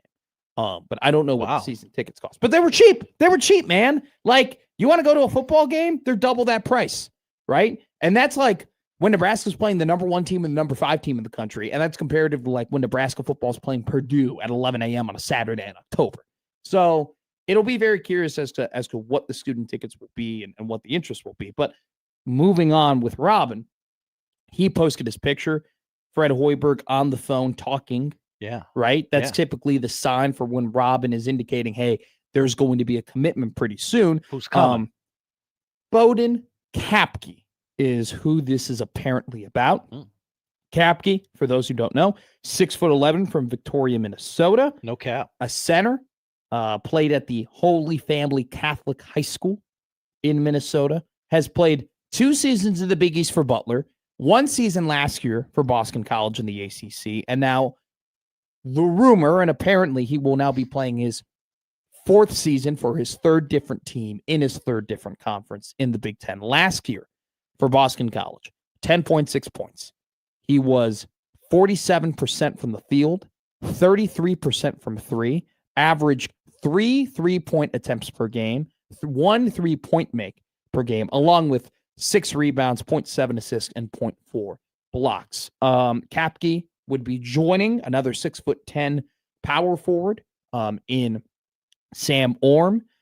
Now, I'm still working, and I guess a lot of people are still working on trying to figure out what the hell is going to happen with Drew Fielder. When Drew Fielder came in from Boise State to visit Nebraska, the feeling was, okay, hey, it's not done, but this is trending in the right direction. Like this is probably going to happen. It's just a matter of time. And now as things have progressed, Fielder apparently going and visiting Washington. There's some movement in terms of maybe Washington is going to get him. On top of now, Nebraska has acquired another guy similar to Fielder, right? ACC guy, 6'10", shoots the 3-point ball, same position. Fielder is listed as a power forward. Kapke listed as a center. So, I mean, there's definitely some comparisons between, hey, you got 2 guys who brought in 2 dudes who were both 6'10" plus, who both shoot the 3-point ball, who both can spread the floor. You already have another guy like that. Maybe Kapke is the contingency plan if they don't end up getting Fielder. I don't think it's a one or the other thing. I think they can bring in Kapke and they can bring in Fielder, which I'm licking my lips if that's happening in terms of the prospect of Nebraska having 3 different 6'10" plus guys who all can spread the floor, who can all shoot the 3 ball. We've talked about this nonstop in terms of this season. Size. You need big men. You need depth. You need dudes who can compete with these other teams who are going deep in the NCAA tournament with their size. If Nebraska were to not only be able to acquire 3 different 6'10" guys, but also 3 different 6'10" guys who can spread the floor, that's insane in terms of what you're looking for in a Fred Hoiberg offense, right? Fred Hoiberg has had his most success in college basketball with big men who can shoot the 3. George Niang obviously is the number 1 guy you look at in terms of his success at Iowa State, but then Rink Mass, the number 1 guy that you look at in terms of his success with Nebraska. If you want to hearken back to his Chicago Bulls days, he had his most success and his most wins when Nikola Mirotic was one of his best players. 6'9" power forward who could shoot the lights out of the 3-point ball. Now, Mirotic was going to make a lot of money in the NBA. He's now doing incredible things in Spain, but that's one of those things where Fred's kind of recipe to success is having that spread 6'9+ power forward who can hit the three and also who can create and assist off the I think Rink, his most underrated parts of his game was his ability to pass, right? Like that. We obviously, obsessed with Rink's post game, and we obsessed with the baby hooks, and we went kind of crazy with, can he shoot the 3-point ball? But Rink was a really, really good passer. And so it'll be interesting to see if they do that in the aggregate with Orm and Kapke. Kapke averaged under 1 assist per game. Orm very sneakily averaged 2 assists per game last season for Liberty. So we'll see Belmont rather. We'll see what happens with Fielder. It seems like Kapke is on the way. I think that if we're going off of what's more likely to happen, just from a logical perspective and just from what's been reported and how things are trending, I don't know if they're going to get Fielder. I definitely don't think that the confidence is as high now as it was over the weekend that Fielder is going to come to Nebraska. I don't think that's the case at all. I think that's kind of taken a back seat a little bit. At the same time, it'd be awesome if they can get all three of these guys. Do I think it's the case? Logically, probably not.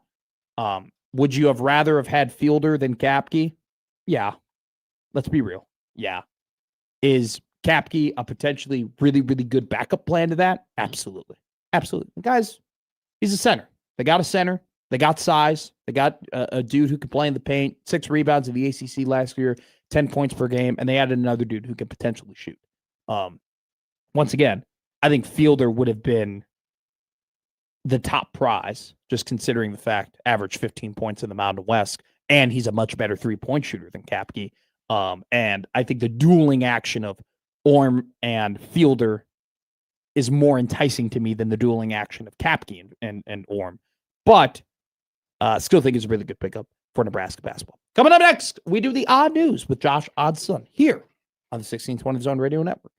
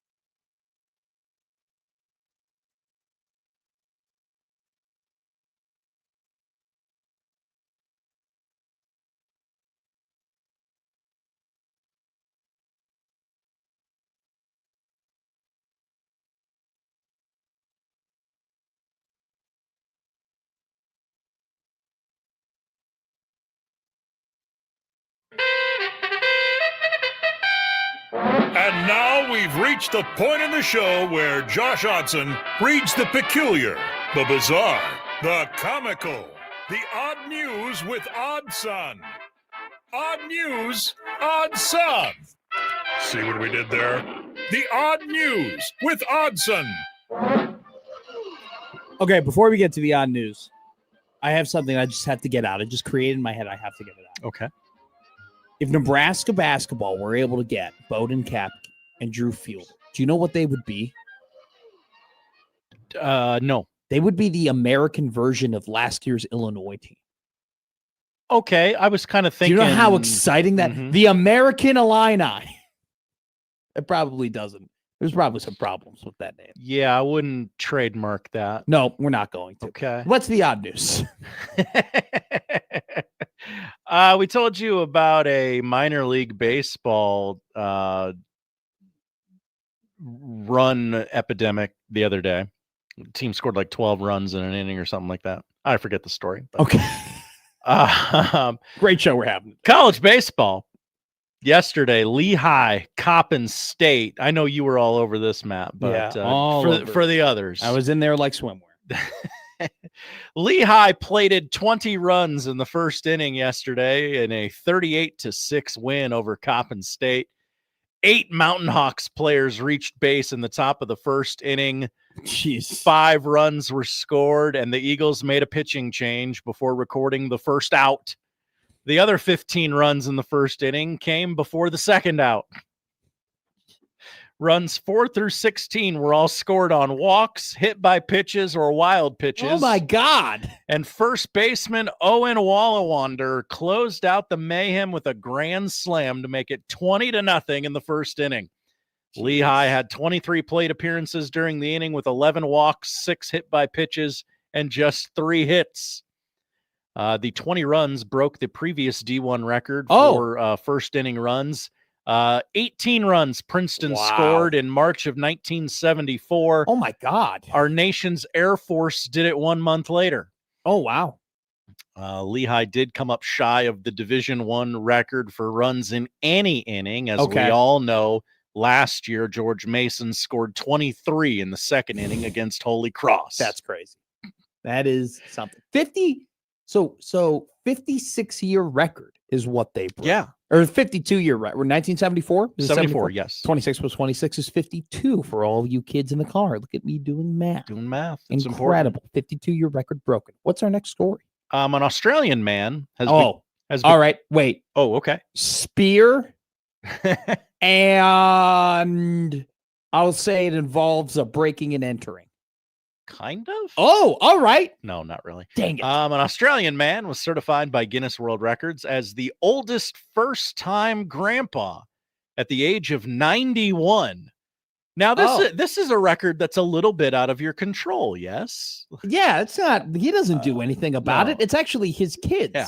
Charles Smith was 91 years and 209 days old when his granddaughter, Ilsa, was born to his son, Ashley, and daughter-in-law Hannah. I momentarily forgot that Ashley can be a man's name as I read this I don't story. think anybody blames you for briefly forgetting that Ashley can be a man's name. The guy from O-Town, his name was Ashley. O-Town was a boy band. You won't hear me quoting that.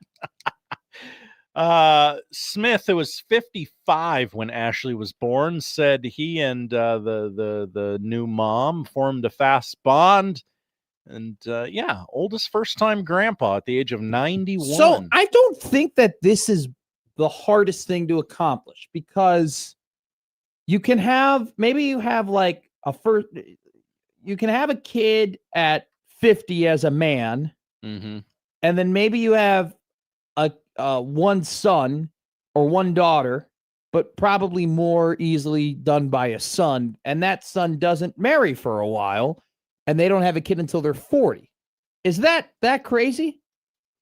To not have a kid until you're 50 and then your son doesn't have a kid until he's 40? Is that, I feel like that's way less crazy saying it out loud than it actually happening. A couple of years ago, Al Pacino and whoever he's flopping around on top of nowadays just had a baby. You think he's flopping? Yes, he's 85. I think it's more like crawling. It's probably more accurate.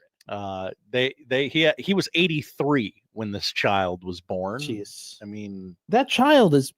All right, we're not going to get into that. No. Anyway, last story. A Parisian art enthusiast could not believe his luck when he found out Tuesday he'd won a Pablo Picasso painting worth $1 million. Yeah. With a $117 raffle ticket. Yeah, this is kind of like our Colorado dream home. What an asshat. I'm jealous.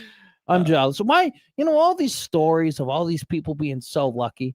Sometimes I just kind of like, what does a guy got to do? What does a guy got to do to somehow buy a Pablo Picasso $1 million painting for $117? Why can't that happen to our listeners? Like, you want it for your listeners, I yourself. just want it for people around me. Okay. All these random asshats get so lucky. I never know anybody who gets lucky. Well, we had Matt from the McMaster's matchup. He won $250 Did he just pick for up, sitting on his butt and watching golf. Yeah, $250. He didn't even have to watch. That's like one day at Shucks for me. The watch. So he sold it for $1 million? Boy, I don't know what he did with it. He I'd won sell it that thing at a raffle. immediately. Yeah. Did he flip it? He has to flip it. You're a dummy if you don't flip it. What, you're just going to keep it? What are you going to do with a Pablo Picasso I mean, painting? I guess maybe let it age. It's already aged. It's Let it Pablo grow. Picasso. But I mean, yeah, I guess at that point, like, what do you care if it's $1 million or $1.5 million? Sell that sucker right away. You kidding me? Just go and sell that thing. And then, put it into Roth or whatever. I have no idea. Oh, look at you, Matt McFinance. Yeah, my dad does all that stuff. It's tax day, though. Get your taxes done. Oh. Or maybe if you've already done it, you already got that thing cleared out of the way. Return is deposited and spent already. It doesn't matter. Yeah. You know who's spending a lot of money? Basketball teams across the country. We're going to go ahead and Great talk point. about some of them coming up next on the 1620 Zone Radio Network.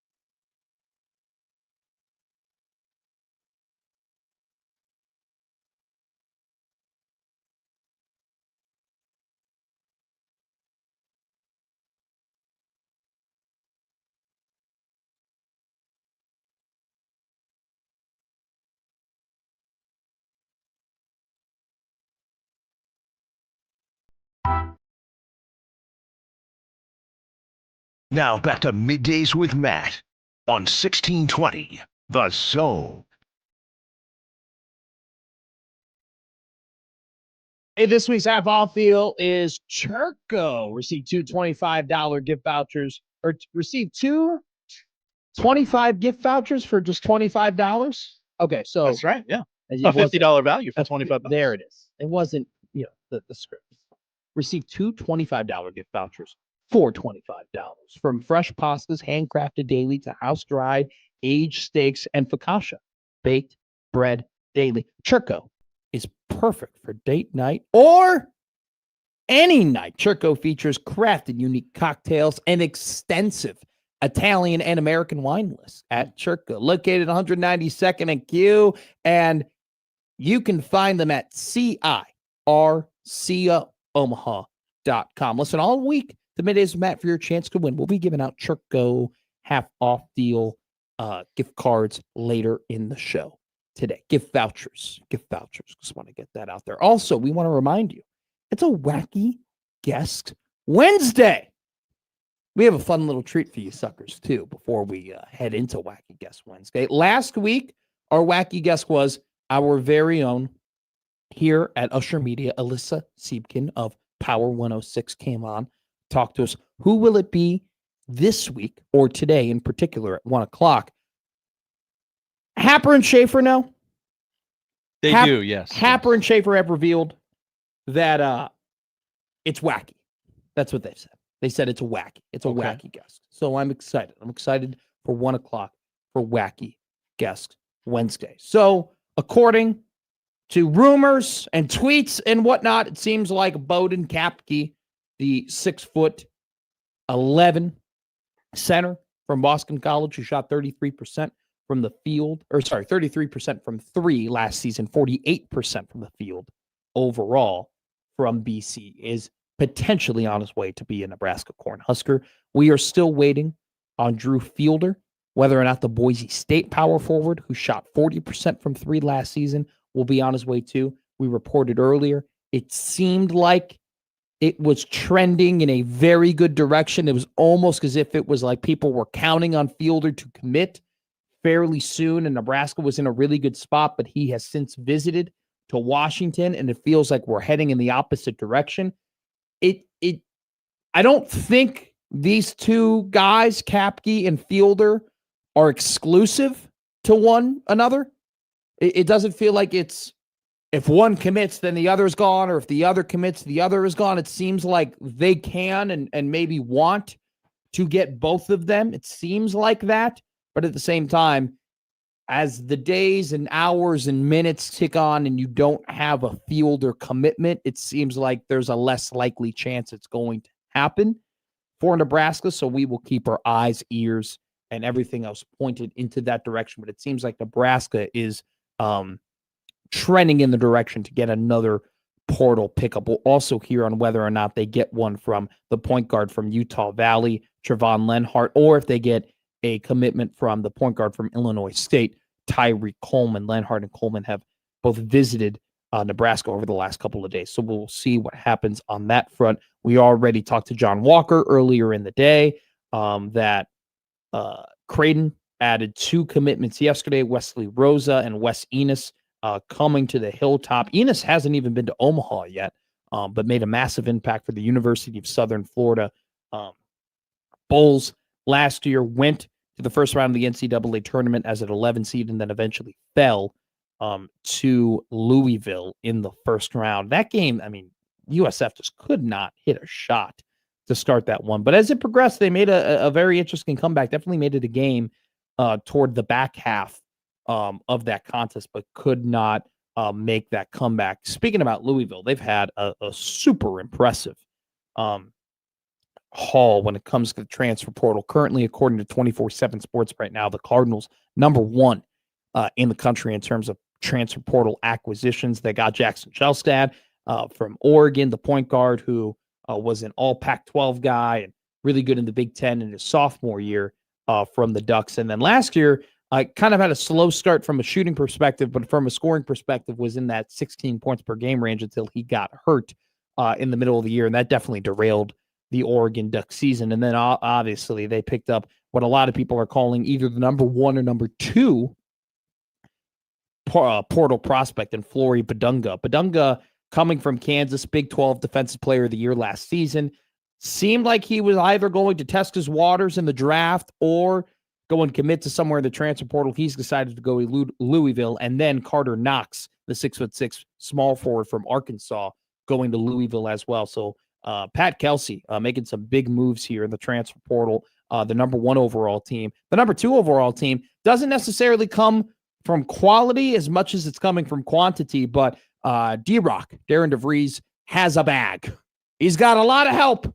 We were reading that On3 article earlier in the month, right, about what the sweet spot is going to be, who are going to be the $10 million spending teams, who are going to be the $12 to $15 million spending teams, and how is that going to transpire? Well, we mentioned that, hey, Indiana wasn't really put on this list of teams that are going to be spending a lot of money. They have 4 different commitments right now in the transfer portal, 3 of them being 4-star prospects, and one of them being Darren Harris, a very highly touted prospect coming out of Duke. He was a 4-star out of high school, but averaged a little bit under 10 minutes per game this season for the Blue Devils. 3-star out of the portal going to Indiana. The number 1 commitment that the Indiana Hoosiers have gotten is from Notre Dame, of all places, Marcus Burton, the 5'11" point guard. He was the ACC Rookie of the Year in 2024, but his junior season was cut short from an ankle injury. He's going to go to Bloomington, Indiana, to hopefully turn around things for the Hoosiers. At least that's what Darren DeVries is hoping. If we look across in the Big East, making some moves here. Villanova, 14th in the country, according to 24/7 Sports. DePaul, Chris Holtmann, man. I mean, he has been... Yeah, what's going on there? It's a long process, Josh. I mean, this is a DePaul basketball program that had lost themselves and just did not know what they were doing. They brought in Holtmann, a guy who obviously has coached at a very high level for a long time and, lost his job at Ohio State, but has just come in and just brought a professional attitude in a way to DePaul and has handled it like a business and has built his team through the portal year in and year out. Some of those guys that he got 2 years ago in the portal ended up being one of his best players this year on the roster. NJ Benson, was one of the first guys he brought in from the portal, had a great season last year and was definitely a thorn in the side of the Creighton men's basketball team. But 3 different players from the portal for DePaul, making them the 16th best transfer class so far. Providence, though, has definitely made the biggest impact. Now, they got the small forward out of San Diego State, which he was definitely a highly touted prospect, 6'7", small forward. But Brian Hodgson, we laughed and joked about his statement, right? Hodgson comes up to the podium and he goes, "Hey, you want to know how good I am recruiting? Look at my wife," right? I mean, it was a lot of people were like, "That's kind of weird," That's a very interesting way of putting it. But then he goes in and he gets Miles Bird. This is a crafty defender, a guy that a lot of people wanted, one of the more highly rated transfer portal prospects this season. He has a 96 rating, was the 11th overall transfer portal guy, according to 24/7 Sports. He's going to Providence, along with one other 4-star that they got from FAU and Devin Vanterpool, and a 3-star point guard that he brought with him from South Florida. Hodgson brought his point guard, and his name is Gavin Hightower. So Providence, 10th overall, according to 24/7 Sports, along with other Big East schemes, but definitely still keeping an eye on what the Huskers are going to do and potentially what Creighton is going to do. We saw yesterday, and 24/7 Sports is reporting that BJ Davis has committed to Creighton to be potentially the starting point guard for the Blue Jays. BJ Davis coming from San Diego State, 6'2" point guard, but John Walker's made it very clear that that's not official yet. So we will wait and see what happens with Davis. The 3 fathers of mock drafts at this point in the modern era of the NFL, Mel Kiper Jr., Todd McShay, and Dane Brugler, who writes the very intriguing and very, very well written and honestly, a must read if you're a draft sicko, The Beast from The Athletic. They all decided to release mock drafts at the same time on the same day. What? This is coordinated, right? Maybe. I'm not going to act as if I'm an expert and like the Wednesday before the NFL draft is like the day to drop your mock.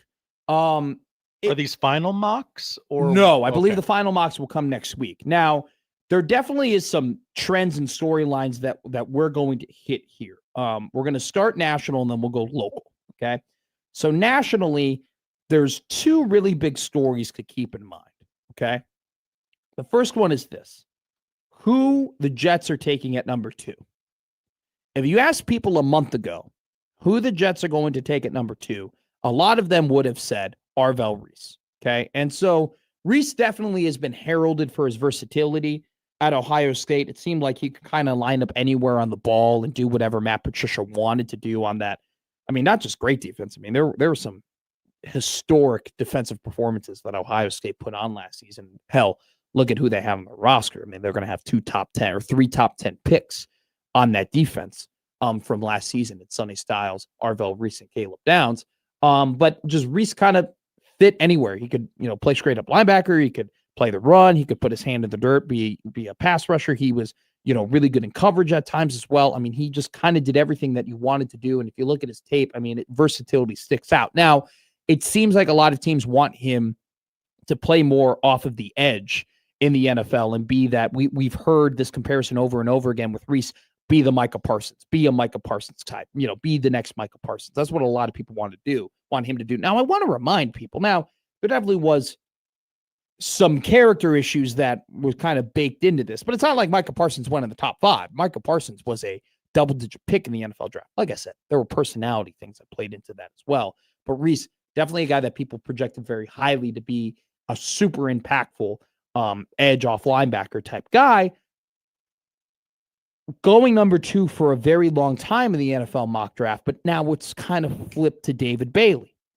You might be asking, well, Texas Tech hasn't played a game. Ohio State hasn't played a game. There's not more new tape. The combine happened already. Why are things flipping? Why is the attitude of whether or not the Jets are going to take Reese compared to Bailey changing? I'll tell you exactly why. And it's stupid. All right? It's stupid. But this is why. There are people who believe that Glenn Thomas is already on the hot seat for the New York Jets. New York Jets had a joke of the season last year. There are already people who believe that Glenn Thomas could lose his job if he does not create positive momentum in 2026. There are people who believe, wow, Glenn Thomas is a defensive coordinator. Glenn Thomas is a cornerback. Aaron Glenn. Okay. Dummy. Glenn Thomas is the quarterback's coach for Nebraska. Aaron Glenn is the head coach for Jets. Aaron Glenn could lose his job if he doesn't create positive momentum in 2026. Aaron Glenn, it was an indictment on him, a former corner and DC, that his New York Jets could not get an interception. Rory McIlroy has won 2 Masters since the last time the Jets had an interception on defense. It's true. Insanity. So there's a belief that, hey, Glenn needs to win right away. He needs to build positive momentum. So he's going to draft David Bailey, who is going to be easier to plug and play and make an impact on defense, as opposed to taking Arvell Reese. I have no problem if you're just taking Bailey because you think Bailey's going to be better. I got no problem if you're saying, hey, looking at our projections, we think that the better football player is going to be David Bailey. But if you're making short-sighted decisions just based off of a head coach keeping his job, I think that's just incredibly foolish. I think that's so dumb. So if the Jets are projecting that Arvell Reese is going to be the long-term better football player than David Bailey, but they're going to draft the other guy because the head coach wants to keep his job for maybe another year or two, that's just stupid. That's just foolish. That's just short-sighted. That's not doing what's best for your football team. So I don't know why. Like that's the flip. The flip between Reese and Bailey doesn't have to do with more tape. It doesn't have to do with personality stuff. It doesn't have to do with meetings, and it doesn't necessarily have to do with the combine. It has everything to do with the fact that, no, the Jets think that or Aaron Glenn thinks that he's going to lose his job if they don't win more games. And the guy to more likely win games now, as opposed to later, is David Bailey. I think that would be an incredibly short-sighted decision. Here's the second thing to note out of these mock drafts. Projecting trades in mock drafts hasn't always been a thing, right? It's definitely way more common now than what it used to be, but it wasn't a common practice. Now it's a common practice. And very rarely, like you'll see some kind of fun mock drafts, right? That are much more out before the draft is actually coming up, that are much earlier than the draft, where you have these fun trades, or like, these insiders will kind of put in your head, oh, what if your team did this? Or what if your team did that? Or, sometimes they put in some mock trades, could draw interest from certain fan bases, right? Hey, I know that Cleveland fans, there's a lot of them on Twitter or whatnot. I'm going to have a mock trade for them to come and see what the mock trade is going to be so they can click on my article to read it. But once we get closer to the draft, and once we get closer to Thursday, these guys want to be accurate, and these guys want to have as much consolidated, accurate information as possible. So the trades become less, but if there are trades, it's because they're actually hearing that these could be possibilities. All three of them mocked the same trade at the same spot for the same team to draft the same player. I don't think I've ever seen anything like this before. I don't think I have seen three different NFL reporters with three different sites, with three different baselines of knowledge, mock the same team to go to the same pick to draft the same guy. You could probably claim this has never happened before, and people will be like, yeah, it's kind of so rare you probably could claim it.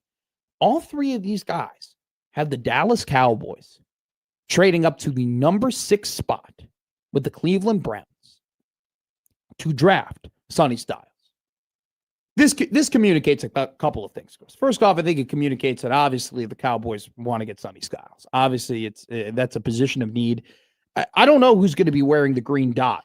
I don't know who's going to be the team captain necessarily, the defensive captain for the Dallas Cowboys, who's going to be calling out the shots for a defense that desperately needs to improve for next season, for them to have a shot to be competitive in the NFC East.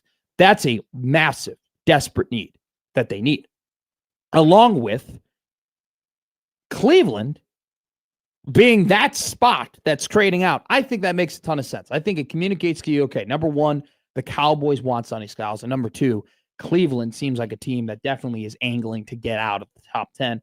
I do think it makes sense for Cleveland to do that. They need to stockpile, more weapons on offense overall. They need to prove that offensive line. They need to get more weapons on the outside. It seems like they figured out. It seems like they've figured out the tight end position, but they definitely need to get more wide receivers. They could scan Pat and take Carnell Tate at number 6. This wide receiver class, though, is very, very deep. We talked about it yesterday with Michael. Omar Cooper, Denzel Boston, Jordan Tyson.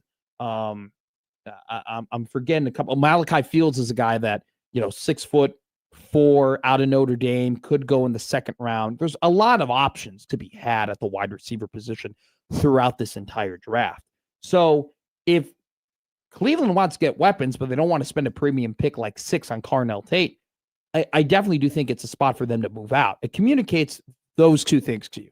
Dallas wants Sonny Styles. Cleveland wants to move out. But the third thing it communicates is this is something that Dallas doesn't really do. Dallas doesn't trade up.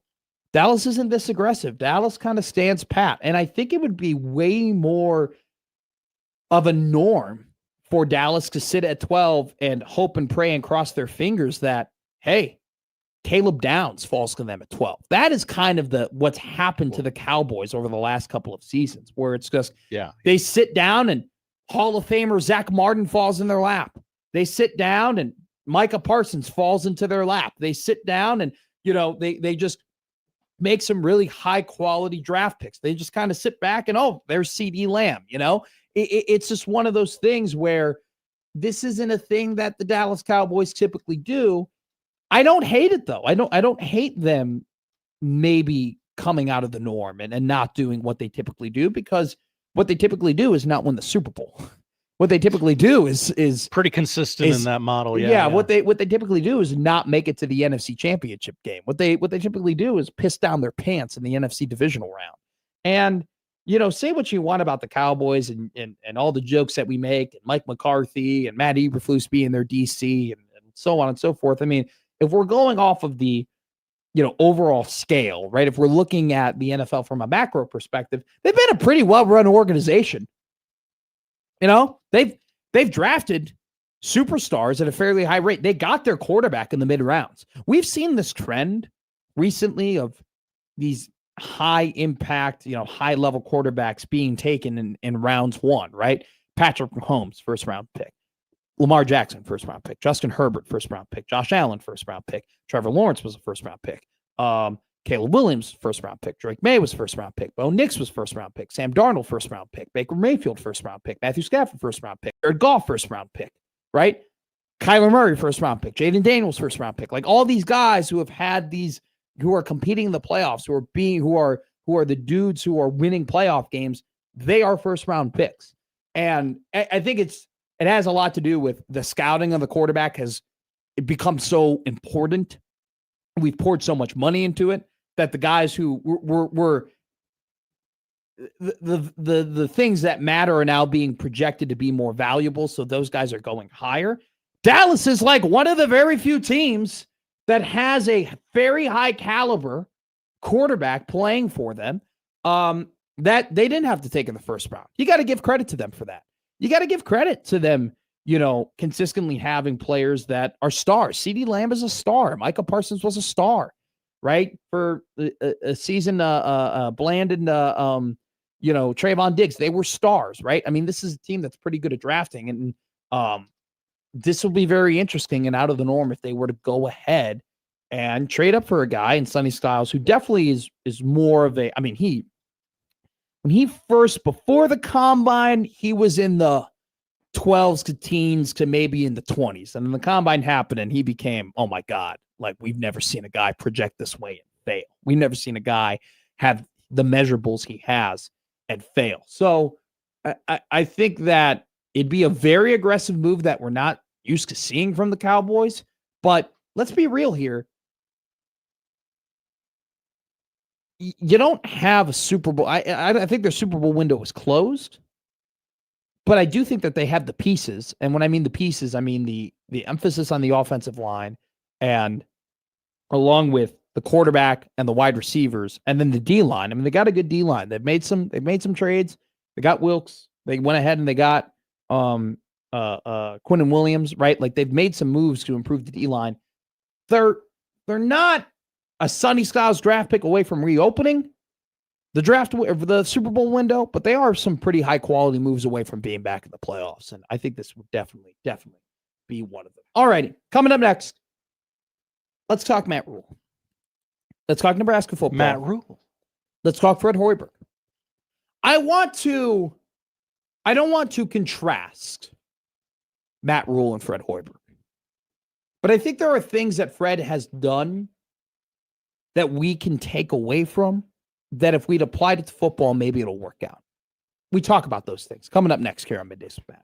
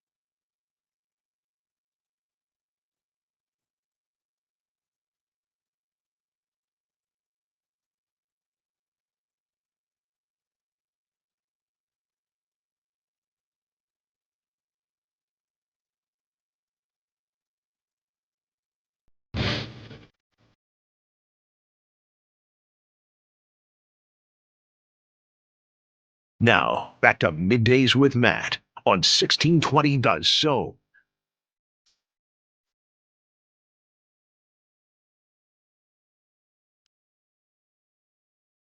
Middays Matt live here on 1620 Zone Radio Network. It's a Wacky Guest Wednesday, 1 o'clock. We'll have a guest on the show. We will have no idea who that guest is, but they will come on. Well, I mean, I don't have any idea. The audience doesn't know. I know. You know. You're the one who booked him. That's right. We go to the Prairie Fiber Casino Zone hotline. 42951-1620 is the number to call us and to text us from the 402. Hi, 402. Did all the draft guys go to Arizona with Jerry Jones? Did Jerry Jones go to Arizona? It's not who I heard was in Arizona. I heard people were in Arizona. Uh-huh. Different people. Big Cat revealed on Barstool Sports. Whoa, Big Cat was in Arizona? That Cars, the movie, which I love, was apparently set in Sedona, Arizona. Apparently, Sedona is where Radiator Springs is at. Okay. So I guess you could say that Mike Vrabel is Lightning McQueen and Diana Orsini potentially, allegedly, we don't know for sure, was Sally, and they were interlocking tires. You wouldn't say that if she was a man. I mean, I'd be saying something else. I'd be saying a lot of things. Quickly, let's just touch on it before we get to Matt Rule. A lot of people are trying to reinvent the insider industry right now and trying to have rules and regulations to it and everything like that. We are not that show, okay? We are not. We don't need to. I'm not trying to reinvent how insiders get their information or anything like that. But there is a code of there's journalistic integrity, all right? And there's journalistic morality, there's journalistic ethics, and there's, journalistic credibility. And you learn about the importance of all of these things and how what you say and do affects those things, right? There are morally and ethically things that we don't say or we don't do because that would go against what the rules or I guess foundation of what journalism is, okay? And you don't do those questionable moral or questionably ethical things because what does it affect? Your credibility, right? Now, if I tell you, hey, this team is going to win and this team ends up losing or they ends up, getting blown out, yeah, I guess marginally at that time that affects your credibility, right? Because he said you were very confident one thing happened and one thing didn't happen.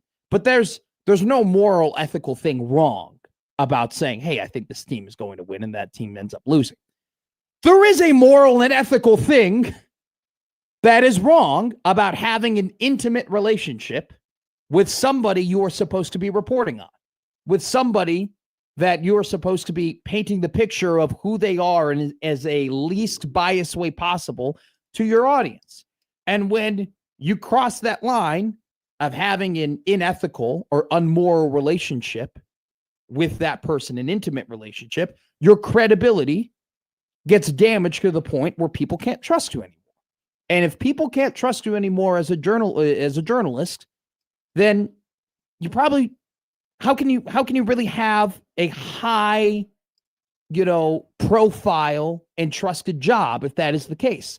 And the thing is that this thing with Diana Rossini, the interlocking fingers, happened with Mike Vrabel, and then she posted a story. She goes, no, this is ridiculous. This is laughable. Nothing happened. The Athletic said we scared with Diana. She posted a story, and then everybody went to the comments of that story and were like, what's going on here? And they started making jokes, and they started saying, aren't you going to address the elephant in the room? And they started questioning how she got this information. And it's one of those things where it's like, they kind of gave you the blueprint for what happens when you do things that damage your journalistic integrity and damage your journalistic, the ethics of that. And so let's just be honest, she cannot do her job to the fullest extent that the Athletic is asking her to do it because her credibility has been damaged by these pictures and by her potentially intimate relationship with Mike Vrabel. So what happened. And I think it's a lesson for a lot of, people out there of, you can't compromise your job. And having an intimate relationship with the person that you're reporting on compromises your job. Having an affair is not illegal. Potentially having an affair or allegedly having an affair is not illegal. All right. It's not specific grounds to lose your job. But if you have an intimate relationship that completely affects the fabric in which you're supposed to do your job, then it does. And I don't think a lot of people are sitting here and they're saying, Vrabel is going to get away with it, or Vrabel isn't going to get punished, or Vrabel is going to go unscathed, or Vrabel is completely out of the woods. I'm not going to be naive. More than likely, Mike Vrabel will be on the sidelines on week 1 for the New England Patriots. More than likely, Mike Vrabel will go ahead and coach the New England Patriots. But I don't think he's completely out of the woods. He'll be asked about it at training camp or something, and he'll brush it off and say next question, and that's the end of it for him. What are they going to do? Here's the thing though. What happens if he goes to the meeting room and his message isn't sticking with his players as much as it was before because this happened, right? What happens he's got to address this, right? He's got to talk to his guys about this. Internally. How can you tell your players, hey, don't do things that distract the team. Don't do things that damage the team. Don't do things outside of these walls that could bring negative publicity to us when you're the one who have done that more than anybody. So the more logical thing that will happen to Mike Vrabel is the Patriots will have a bit of a regression this year. Maybe. In that they won't go back to the Super Bowl. And Boston radio will go, maybe if you've been focused on your job in the offseason instead of, interlocking fingers with insiders, we'd be back in the Super Bowl. You're probably right. But I do think there's just this assumption that he'll be completely unscathed. There is a possibility where his players goes, dude, we don't trust you? Why do I trust what you're telling us about in terms of, integrity and all these things and all when you're the one who does not practice what he preaches, right? Albert Breer said it on, his show yesterday, and it got tweeted out that he's like, these players are talking about it. These players are having these conversations. It's not like they don't know what's going on. So, I just think what this all boils down to is that, look, it's really hard to be a credible journalist when you potentially and allegedly have an intimate relationship with one of the people that not only you are reporting on, but, you might be getting your source material from. And it was a very interesting comment from Diana Rossini in terms of her resignation letter to be like, this is, I'm not resigning because I did it. And I'm not resigning because this happened. I'm resigning because all the noise that's going on around it. She didn't admit to doing this. She actually still claimed that it never happened, but yet she still resigned, which doesn't make sense, right? She claimed like the claim is that, this was a trip and other people were there. There has been ample opportunity and ample time for there to be proven evidence that this was the case and that this is not what went on. And people saw what was happening between them. And those people could have said, no, they're just friends, or no, nothing intimate was going on, or anything like that. Like, there has been plenty of time and plenty of opportunity to put that out there and to potentially save her reputation. And that has not happened.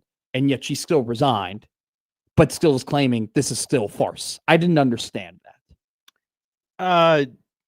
Yeah, there's some weird stuff in that resignation letter, but a lot of people point to Adam Schefter sent that email to the commanders saying, is this okay to print? Do you like this?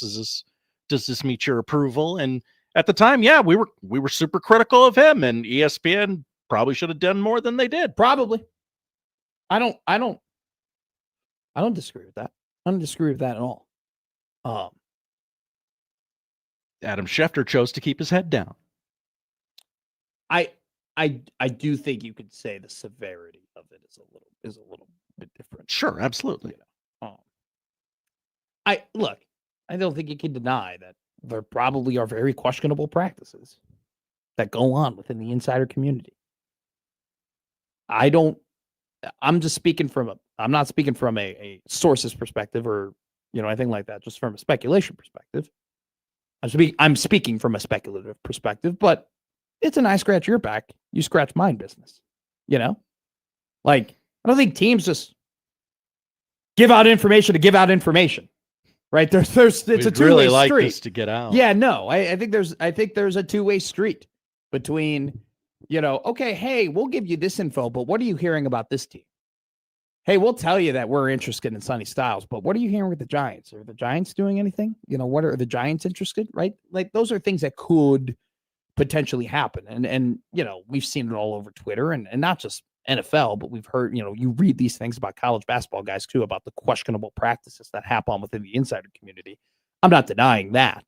I'm more so talking about this specific situation. And in this specific situation, it's just Diana Rossini had a massive title, massive title. Being the senior writer for the NFL, for The Athletic, is a big freaking deal. That's a big job. Oh, yeah. To be, I think The Athletic does NFL better than, honestly, any other publication. When I read NFL news, and I think a lot of people feel this way, I think the Athletic gets top billing. And to be the top writer for that publication, and then to have now questions about your credibility because of things you're doing outside of the job, I definitely do think that those are grounds to question of whether or not you should still have that position. So that's kind of how it went down. We'll see what happens with Vrabel. It's of my opinion that there should be some sort of. Look, he put the Patriots organization in a very compromising situation. Did he? It's not a good look. It's not a good look at all. It's not the worst look the Patriots have had over the last 25 years. Great point. Harboring a murderer and their owner having illegal sex work done. I'm not saying in comparison to what they've done in the past. I'm just saying, I don't know if you get a slap on the ass for saying, hey, Mike, great job doing that. And now maybe you do in those hallways. We'll talk about Matt Rule coming up here on Middays with Matt.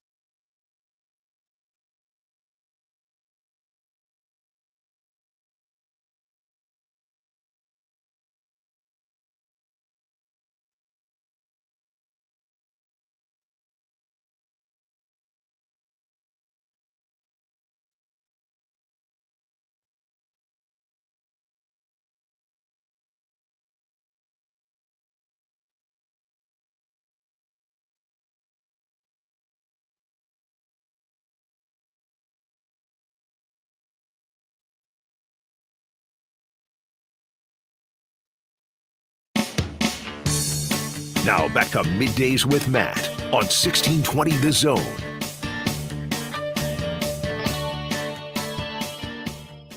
University of Nebraska is not the only university in the country that has a former NBA coach and a former NFL coach as their head coaches for their college program. Now, outside of Carolina, is there another team that has a dueling former coaches? Oh. Because Pitino and Calipari, but St. John's doesn't,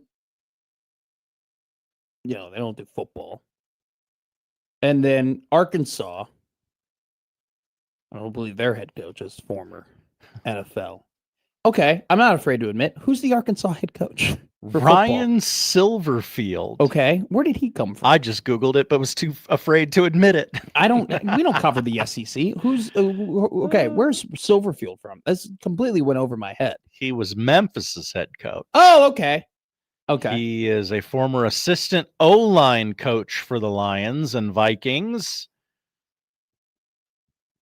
If that counts. No. I don't think it does for our exercise No, here. head coach. Yeah. Anyway, they're the only ones. So Carolina's got two former head coaches. And then Nebraska has two former NBA and NFL head coaches. Now, obviously, there's a big difference. Bill Belichick is a 6-time Super Bowl head coach champion. Mike Malone has won an NBA championship as the head coach of the Denver Nuggets. Fred Hoiberg was unceremoniously fired from the Chicago Bulls after multiple failed seasons. And Matt Rule was unceremoniously fired after multiple failed seasons with the Carolina Panthers. Now, I look at Fred.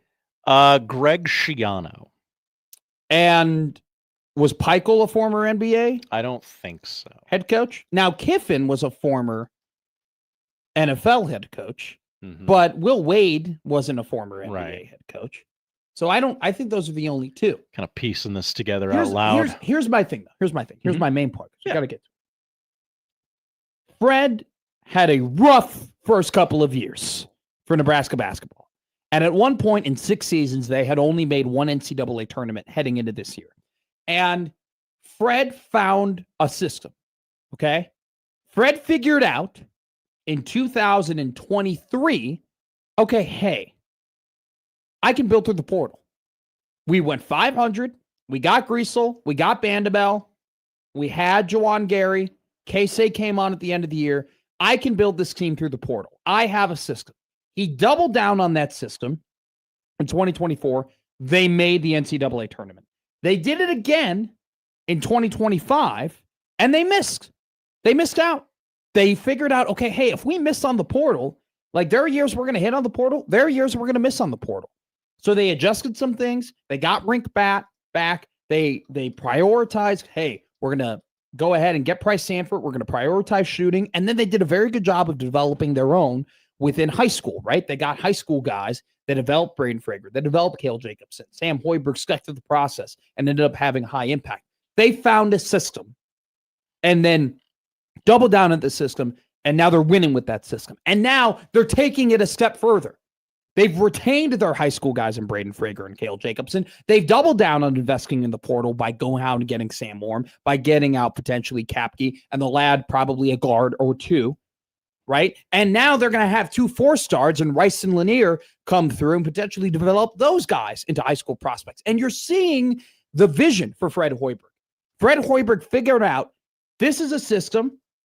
This is how I can do it. We're going to double down on it now. And now not only do you see Nebraska basketball being successful next season, but there is, if you close your eyes, you can see how Nebraska basketball can duplicate and replicate and year in and year out, develop high school guys, but then double down in the portal. And as winning happens and support continues to stack, that means the money continues to stack and the resources continue to stack. And so you can potentially, consistently get these similar results. What Matt Rule needs to do more than anything is find your system. Find what works for you. Find how can I develop, how can I get the best talent? Where am I going to get the best talent that fits my system the best? Am I going to get it through high school? Am I going to get it through the portal? Right? How do I develop my players? How do I get the best coaches? You got to find your system. You have to find your groove. And I think what Matt Rule is figuring out is that, unfortunately, what worked for him at Temple and Baylor does not necessarily work for you at Nebraska. Okay? What Fred Hoiberg found out was what worked for me at Iowa State doesn't work for me at Nebraska.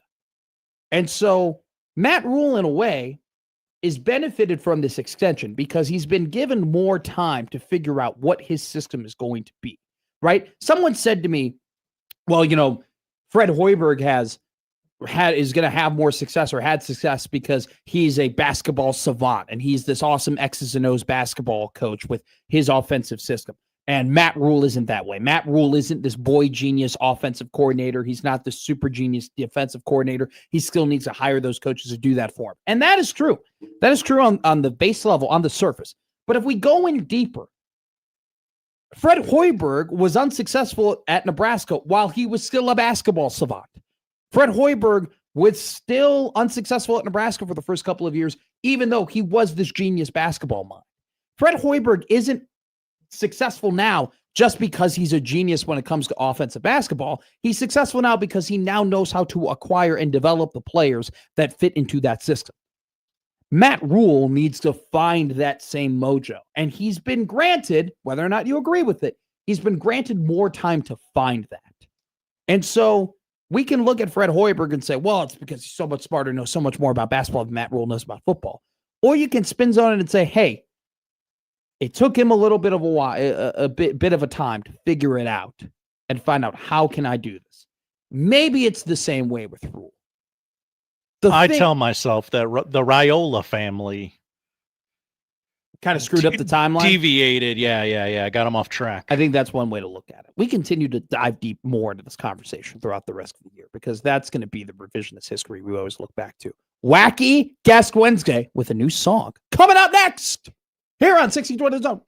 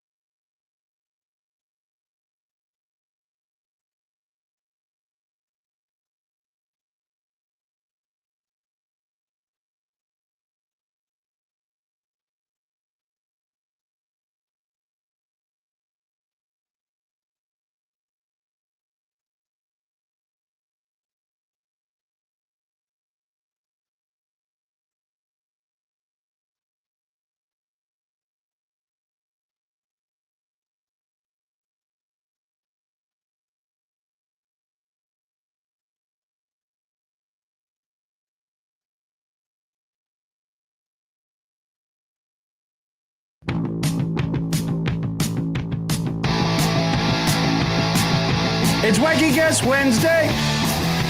Middays with Matt. Who is our guest? We don't know. It could be anybody. It could be an actress.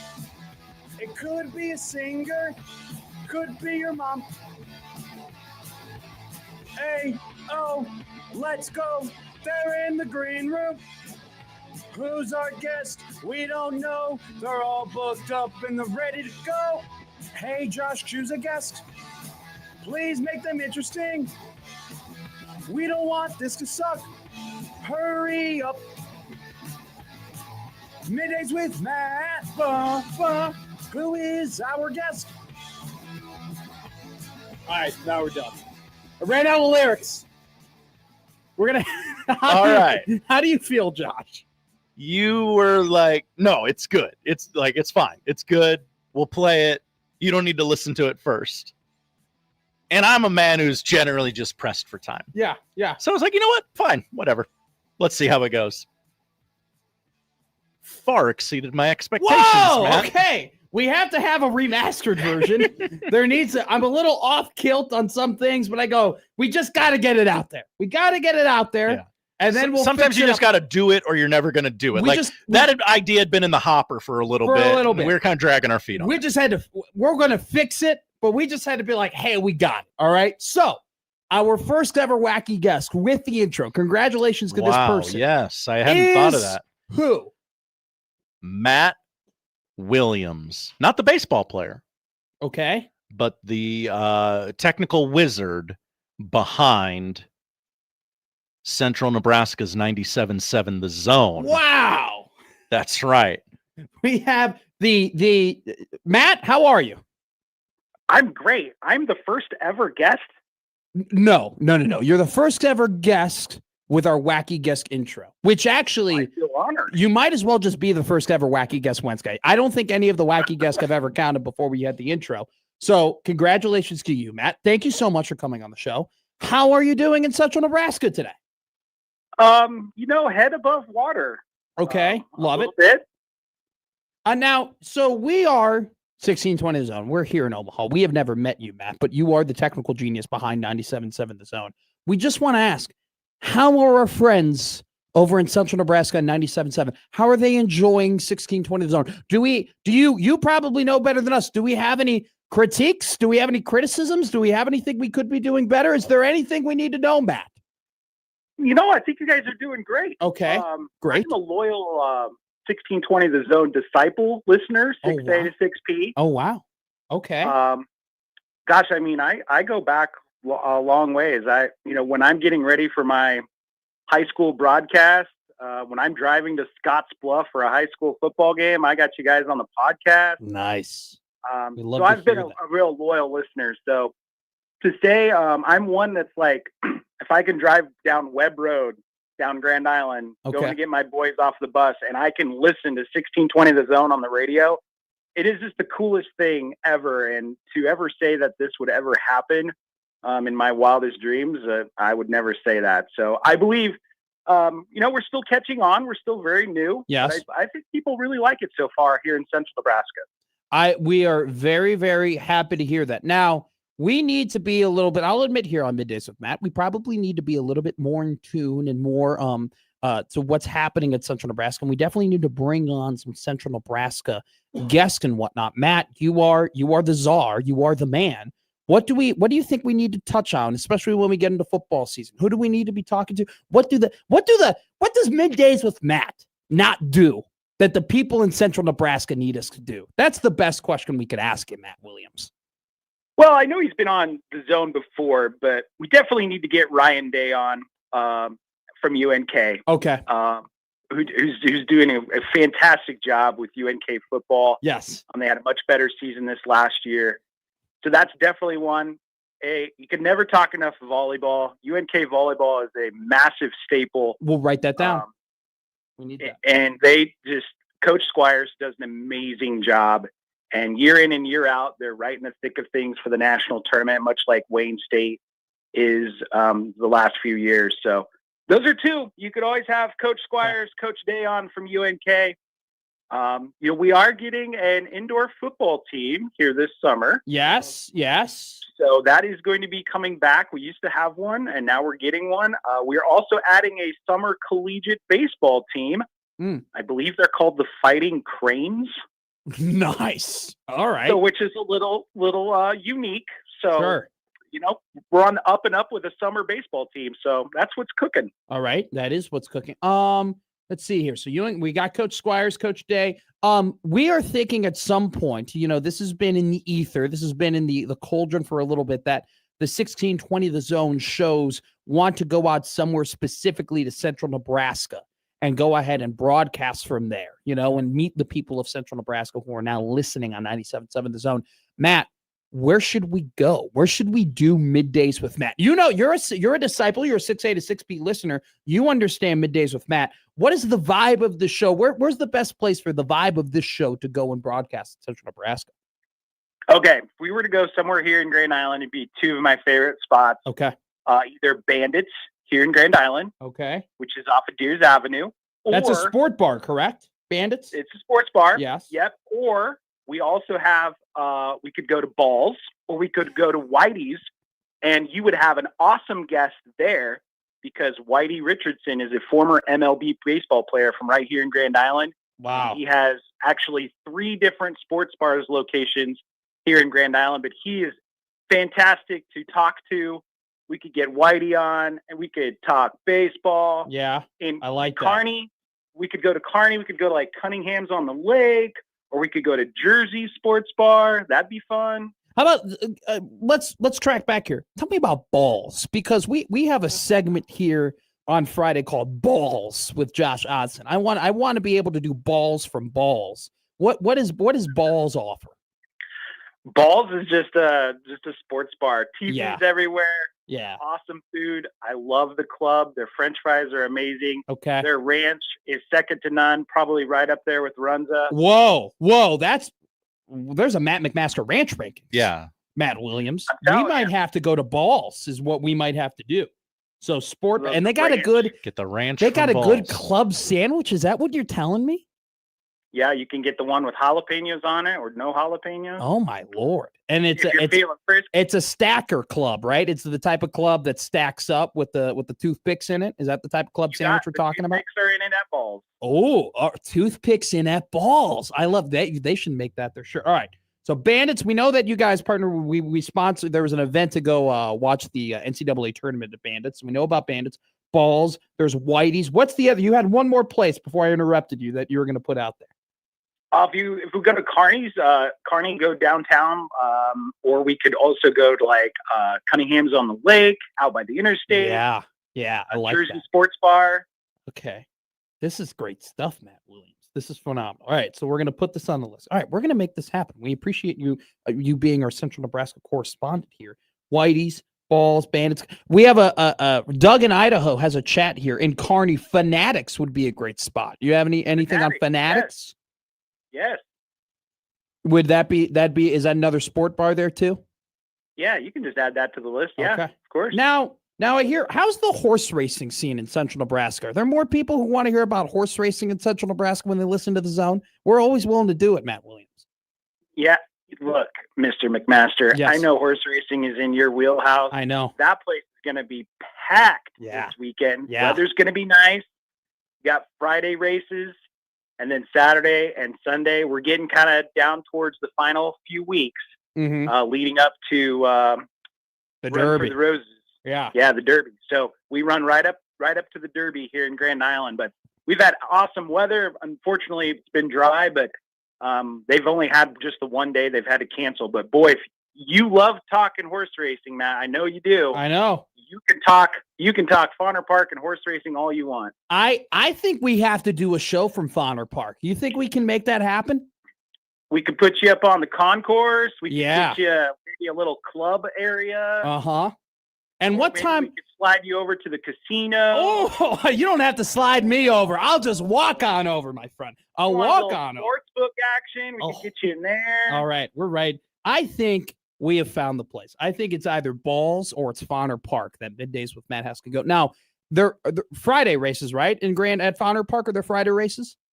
Yes, Friday afternoon. Yep. And Friday afternoon. Okay. So what if we did a little Middays with Matt live horse betting while we were on the air at Fauner Park with our people in Central Nebraska? How does that sound?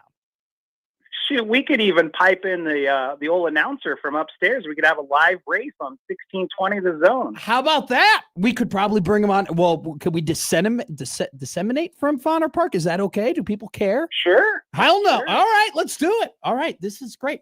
This is phenomenal stuff, Matt. All right, so we're gonna do that. We've got that all scheduled. We'll get people in contact there. This is Matt Williams. You should just be our Central Nebraska idea man. That's what you should be. You should just come on here and be our idea guy for what we can do in Central Nebraska. How does that sound?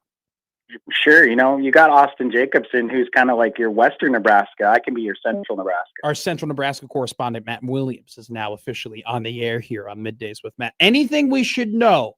Any big events coming up? Anything we should cover? Anything we should touch for the people at 97.7? We're kind of, we're not quite quiet. Today, we have shout out to our Grand Island Senior High boys playing in the Heartland Athletic Conference semifinals against Lincoln Southwest today at 3:00. All right. Good to know. Jay Skirtod is texting into the Prairie Flower Casino Zone hotline. He wants me to ask you about the chicken coop in Grand Island. How about that? Hey, we could go downtown to the chicken coop. All right. I like that. Look, this is great. John, they have a purple drink that will get you a little bit in trouble if you have too many. Well, you know what? That just sounds more enticing. So what that sounds like, Matt. Let me tell you something about Middays with Matt. We are not the type of show that is worried about getting in trouble. Don't threaten me with a good time, Matt. Exactly, Matt. Matt, this was a great Wacky Guest Wednesday. I think our management is very excited to hear, hey, we got the guy in here. Speaking of, Alan, come in here. We got Matt Williams on. We got our guy from 97.7 The Zone on the air right now. Well, that's awesome. All the way out of the Tri-Cities. So how about this? Alan, how do you feel? Matt is you can't hear Matt right now, but Matt told me that we should do Middays with Matt from Fauner Park. How do you feel about that? Oh, I think that'd be awesome. Big race coming up out there in the Tri-Cities. The Bossman Gus Fauner handicap. Huge race. All right. Every year, $75,000 purse. Whoa. Hello. Brings in horses from Oaklawn Park, the big boys. Okay. Rumor is, though, Matt, is that you're not a very good handicapper. That's what I'm hearing. What do you mean? Well, that's not an accurate rumor. What do you mean? That's ridiculous. I just heard for the Derby, I avoid your picks, and I got a chance of winning. Just fade them. We did lose a lot on the ponies last year at the Derby. I didn't bet sovereignty. Alan and Matt, I love the Japanese horses. See, here comes the long reason why he's a bad handicapper. I know how this goes. Not his fault. Not his fault. I gotta go, guys. You have fun. You're the man. We'll talk to you later. Let me tell you this. I'm going to show up with that big old briefcase over at Fauner Park, right? I'm going to walk in with a certain amount of money. Probably not that much and probably leave with none of it. Matt Williams, you've been a phenomenal guest, my friend. Thank you so much for coming on Wacky Guest Wednesday. We appreciate you greatly. Yeah, you bet, guys. Keep up the good work. Thank you. Great here in Central Nebraska, and hope to get to meet you guys sometime down the road. Will do. Absolutely, my friend. Matt Williams from 97.7 The Zone. A new friend. I don't think there's a better thing that this show can do than go to Fauner Park and bet on the ponies during the show. You think I'm Matt McTriggered during the Happer and Schaefer crossover? Can you imagine me live on the air sweating out pony bets? By the way, the fact that Alan, our boss, like to see it. First off, boss man Alan being on the air, phenomenal. Secondly, boss man Alan already knowing to give me crap while on the microphone, even better, even more phenomenal. He's seen the show. He oh my God, people who listen to the show. It's incredible. Who would have thought? Coop 310 goes, does it affect the Central Nebraska correspondent's credibility that he called UNK's coach Ryan Day instead of Ryan Held? I go back to the video and watch Matt and I's face when he says, "Yeah, you should get Ryan Day on the I'm show." like, we had the Ohio State football coach on the air at one point. Would love to get Ryan Day. I would love, honestly, I think we should just have Ryan Day on and talk about how he procures his beard. Just talk about what's beard the brand? Management. What's the brand? What if of we paint? did? What if that was a thing that we did where we got high profile guests, but we promised we wouldn't talk about the main thing to them? Now, this is something Connor and I tinkered with. We would love to have Matt Rule on, and we would, since we're not the network. Yeah. We would promise not to ask Matt Rule a single football question. Now, the intensity on Coach Rule has picked up, so that might not be received as favorably as it was when we conceived the idea. Oh, to go back in time to when people thought this was going great. To go back in time to be like, it's going to happen. Not a whole lot. I feel like at this point in the national media, there was a lot of conversation of what Nebraska football was going to be in year 3. Absolutely. And there just has been zero. There's just been JD Pickle being like, I'm fired up over this one clip. All right. You waited your 3 years. It's time, Nebraska. I think they're going to go 5-0. Okay. And then what? I have no godly idea. But I think they're going to go 5-0. I truly They believe might go 0-7. They might go 7-0. I'm going to be real with you. They very well could go 0-7. They very, very well could go. I have tinkered with it in my own head. Because, like, the Rutgers game should be winnable, right? But I'm worried that the Rutgers game comes after all of the potential ass whoopings. In that point of the season, are they going to be a broken down shell of themselves? Boy, I don't want to use the word quit, but we'll find out who We're still the men waiting are, on right? that Sipple article, by the way, about the great question that we asked him about. Does it really matter how we feel about the season if we feel the same way about all the blowout games this year that we did a couple of years ago? It's a valid question to ask. I think they're going to go 5-0. And the reason why I think they're going to go 5-0 is because they actually did prove, if they proved anything last year, it's that they can beat the teams that they're more talented than. Like, they finally did prove, like, hey, we're not going to have as many letdowns now as we did in the past. And I don't think Michigan's... Nebraska. Nebraska proved this? No. Against the worst teams. Oh, okay. Like, no. The Iowa game was a letdown. The Penn State game was a letdown. The Michigan game was a letdown. Minnesota. So that's the one where it kind of, I get my art. If everybody would have just listened to Matt Rule that this was going to be a tough game. Nobody believed him. That theory really gets nipped in the ass when you go, well, the Minnesota game. But they did beat Maryland. Like, they did beat Northwestern. They did beat Cincinnati. They did beat the teams that, like, they were fairly heavily favored against. Like, everyone's like, they should handle UCLA. They handled UCLA, right? They won some close games. Like, I do think, and I'm trying to be, I put myself in a tough position because sometimes it seems like I'm playing both sides of the coin here in terms of being Mr. Positive or Mr. Positive or Mr. Negative. You got to. I'm really just trying to be as fair as possible as I possibly can. And so, yeah, I can sit up here and say, you have no identity in what's the direction that you're going in, right? Because you've lost to Michigan, Penn State, Iowa, and there's a certain style of play that you should be able to handle, and you're not able to handle it. And that type of style of play is what lost you the game against Minnesota. But then there's the also side of the fact of, like, hey, you know, they did come back and win some close games that they definitely wouldn't have won under Scott Frost, right? The comeback that they had against Maryland, right? They won the game and we kind of scoffed back on it because Maryland's bad, but they ended up coming back and winning that game. We got to give them credit for that. There was points in that Northwestern game where you're like, oh, here we go again. Seen this movie over and over and over again, and they broke that narrative. Same thing in Michigan State.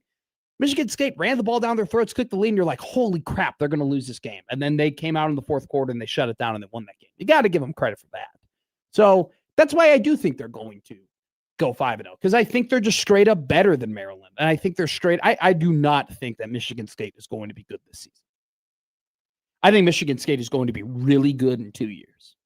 I was going to say, you're Mr. Patty Fitz. I mean, I think the one thing, like, if you're a non-Fitz guy, you could say, look, 3 of the last 4 seasons were terrible, right? They went 1-11 and 3-9, and I do want to point this out, though, and I think, like, this is just from my perspective, and I don't blame anybody who looks at his past records and says that. I'm mainly talking about Josh Peterson because I love Josh, and this is kind of how he feels. He's a little bit more pessimistic on the Fitz stuff. What you got to realize is that 2020 Northwestern team nearly made the college football playoff. Like no joke. Like, they nearly made the college football playoff. They had multiple first-round picks on that Northwestern football team in 2020, the one that held the lead in the second half against Ohio State in the Big Ten championship game, right? I mean, Northwestern is 2 games away a bad game against Michigan State and holding on to the lead against Ohio State from being in a 4-team playoff. They would have gone 10-0. So that team was great, and they got gutted. And then they had the preceding next couple of years where they weren't good, right? Because they lost that team. But that's how Fitz builds the roster. He builds it up and he has them all young, and all of a sudden they're surprising in year 3 and they're great in year 4. That year that he left, where they went 8-5 and they beat Utah in the bowl game, they shocked everybody, right? I mean, no one. I think their over/under win total was 3.5. That would have been the year 3 surprising team for Fitz, where it's like, oh my God, he's back to being a great head coach. And then last season, when they nearly beat Michigan, that would have been the team where you're like, holy crap, like he did it again. But he got fired unceremoniously before that all happened. So that's kind of, you wouldn't really know that unless you were a sicko who's been following the program for your entire life. So I don't think they're going to be good this year, though, because they're completely rebuilding, and that's just Fitz just strips it down to when Fitz rebuilds, man, he rebuilds. He completely total teardown. Total teardown. All the way studs. down to the studs. It does not matter if you were good when he first got there. He just completely strips it down. They will not be good this season. So I think they'll beat them, and I don't think Maryland's, even though they're a little bit more talented this year, or at least projected to be a little bit more talented this year with some of the guys that got in the high school recruiting class than in years past. But no, I think they'll go 5-0. And then I have no clue. I could I'm not, right there with you. I could not tell you. I can't. Josh, you joke. You go 0-7. No, I've seriously played with the idea, like, it might happen. Every team outside of Rutgers has had a tremendous amount more of success in recent history in football than Nebraska has. Not to like make this all about me, but can I be real with you? I wish you made the show a little bit more about you. Could you imagine coming in here 7 consecutive Mondays waiting for bowl eligibility? No. Like, all right, they're 5-0. But we did We're this. definitely going to go to a bowl game. Hey, and then every Monday you come in and have to go, crap. Didn't we already kind of do this in 2023? Yeah. That was a long wait. And it didn't happen. Yeah. So it's hard. And this is why I understand the like schedule mongering people, because you just never know until you know. Penn State was supposed to be in the national championship last year. They ended up firing James Franklin, after losing to Northwestern, right? So you just don't know. Now weird bleep happens. But what weird bleep happens is that it looks like Penn State is out and done, and then all of a sudden they just turn up for the Nebraska game. But I'm very confident that, not very confident. For as good as I feel about Nebraska in the first 5 games of the season, is how equally I feel for the last 7 games of the season. And we have a lot of time to talk about that. All right, real quick, we're just going to have an extended segment here. So on our Zone TV YouTube page, Josh has a technical difficulties banner currently up because we are having technical difficulties. I knew I was going to need that eventually. I didn't think I would need it on day one. So Josh has put up the technical difficulties graphic that was the exact graphic used yesterday. Keep it up, Josh. Don't go back. Mm-hmm. It's the exact graphic that was used yesterday on Prime Video when they had technical difficulties in overtime of the Charlotte Hornets Miami Heat game. Couple of things here. Number one, screw my roommate. That dude's an ass. Yeah, I've been saying that for years. He got rid of Amazon Prime. He canceled his Prime membership. You can't cancel your Prime. Don't we all just have a Prime? Dan, what are you doing? Someone correct me if I'm wrong. Don't we all just have a Prime membership for the free shipping? Thank you. And then everything else is kind of like, okay, I guess if you're giving it to me, I'll use it. Dan canceled his Prime. I have Prime from my family. Sure. But I didn't want to go through the trouble of like logging in and then having to text your mom, hey, can I get the code? Can you send me the 6-digit code? It doesn't matter how old or how young you are. It is always embarrassing to send that text. Hey, you just got a code. Can you send it to do you know what's even worse? When mom, and I think she does this to shame us, she'll go in the family group chat and be like, Who needs the code Oh. to embarrass you, Uh-huh. right? That like, look at this mooch, look at this loser that's still taking our subscriptions. Just a reminder, I'm still paying for y'all. Exactly. So I didn't want to do that. And I go, you know what? I hate the play-in anyway. This is my boycott against the play-in. I'm not going to watch the NBA play-in. But in the biggest moment of the game, in the biggest moments of these two teams trying to make the playoffs, they had what happened? Do we know what happened? I have no idea. Isn't Prime trying to get a Super Bowl? Isn't that like a that was rumor? the talk this week. They were like, we're excited. The partnership's going well. At some point, we totally expect to have a Super Bowl. And I read that and I was like, I don't know, buddy.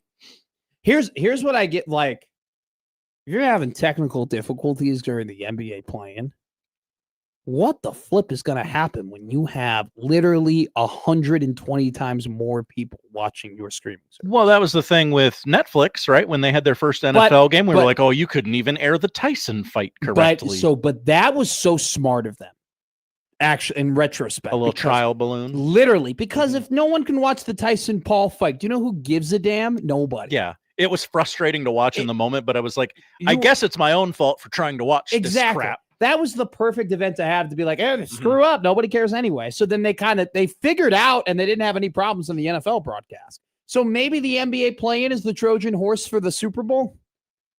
Oh, is it? Hello. Interesting theory. I hope it's not. I hope that the Super Bowl is never on. Streaming services. There's often Thursday nights where I'm like, I'm not going into the Prime app. So, by the way, the Wednesday game between the Bears and the Seahawks, which will kick off the season, is that going to be aired by Michaels and Herb Street? I'm sorry. Does Amazon Prime have the opening game of the season? Who has the opening? I don't know. Of the season? Joey.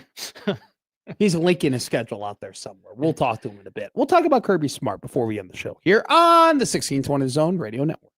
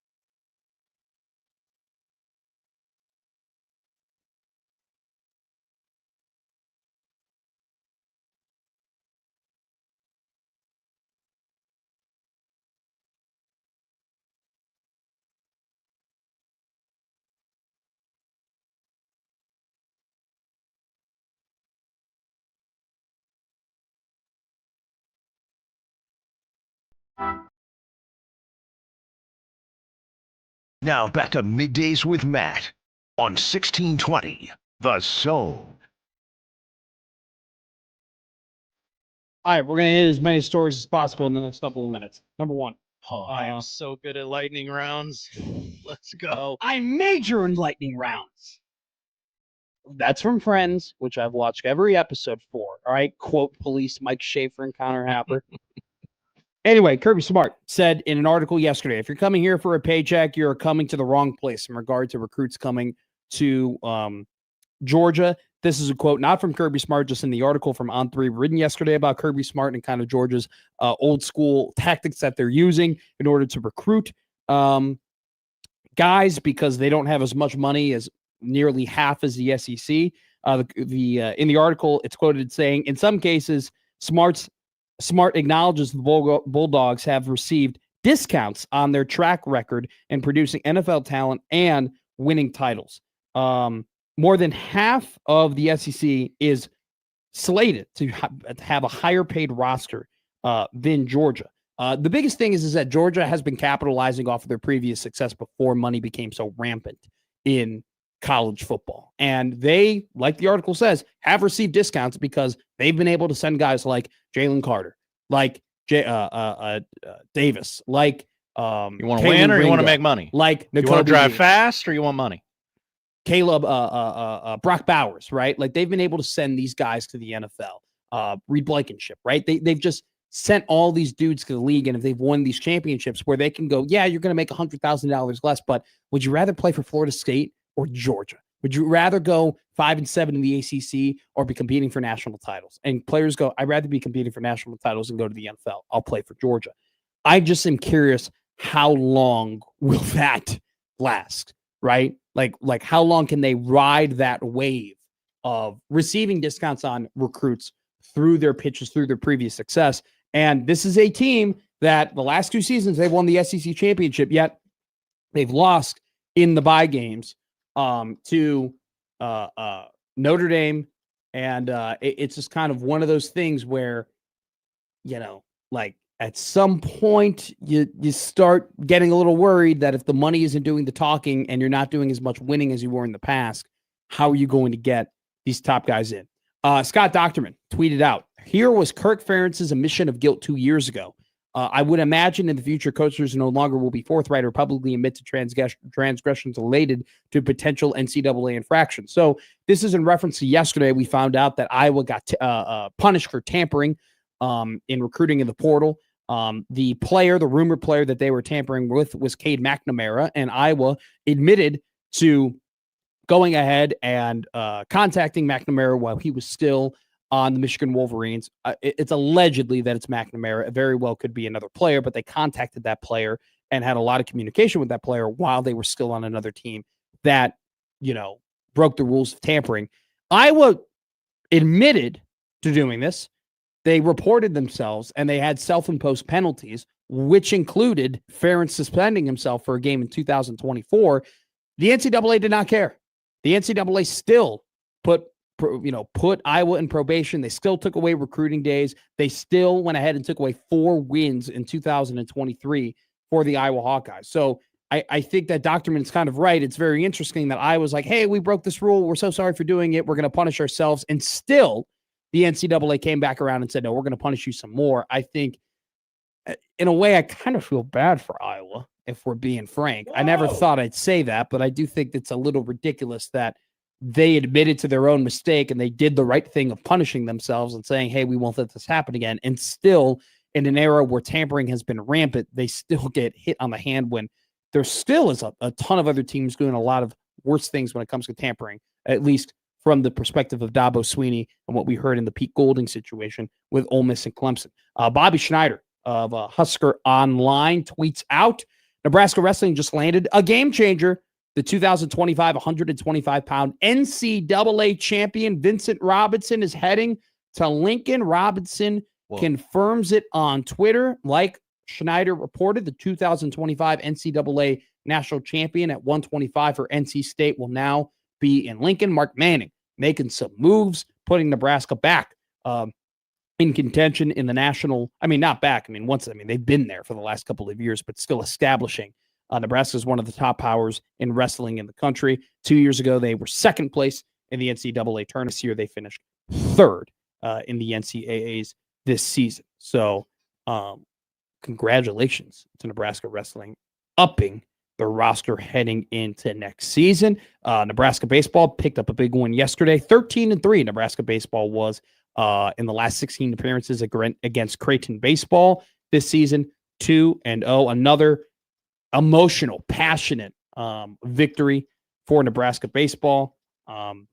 Great stuff from Will Bolt's side. So that's our quick little rundown here. The Portland Trailblazers beat the Phoenix Suns yesterday.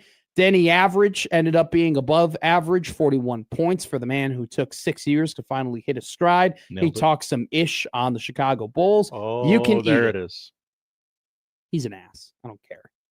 No one knew who Patrick Williams was. No one ever heard of the guy. I thought I was going to go to the Bulls. Shut your mouth, jabroni. It was just disrespectful what he said about my team. And he said false things. If you followed the NBA draft, everyone's like, no one knew who Patrick Williams was. No, none of the casuals knew who Patrick Williams was. If you were following the NBA at the time, you knew that he was rising up the draft ranks through the combine and his measurables and what he did at Florida State. That was a known thing. Go and listen to Jonathan Gavoni and Zach Lowe all the way back in 2020. You'll find it. Just the revisionist history sometimes is just incorrect, and it irks me. Doesn't tickle my fancy where people are incorrect about my team. Is that understood? Loud and clear. Thank you. All righty, we're done here. That was great. Great segment, guys. Good work. Gonna blast it through it. A lot of hustle out there. We are gonna blast through what to watch for in Dog of the Day. Coming up next to wrap up Middays with Matt here on the 1620 Zone Radio Network.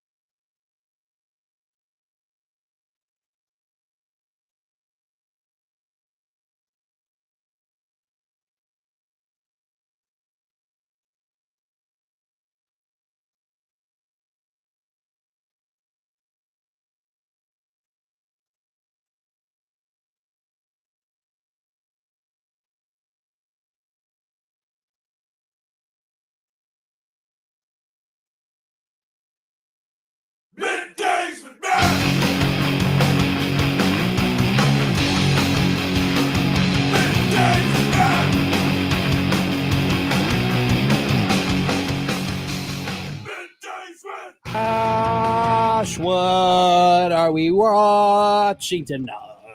Oh, we are going back to the well with those NBA play-in games. You might be. I didn't go to the well last night. Neither did I.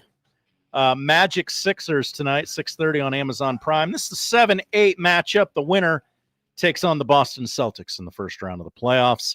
Warriors Clippers tonight at 9. That's the 9-10 matchup, so you lose that one, you're done.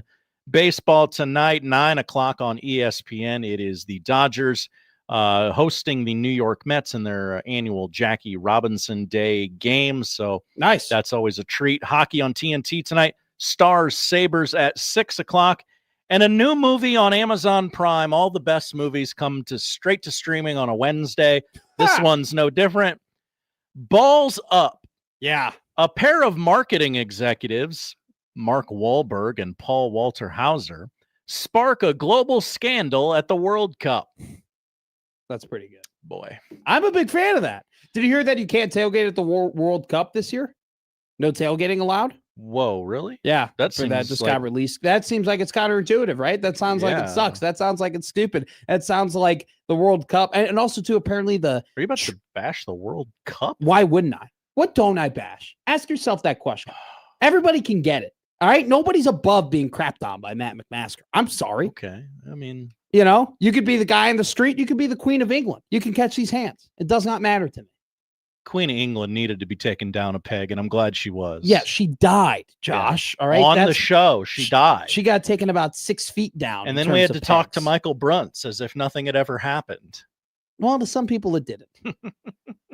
Josh, can you?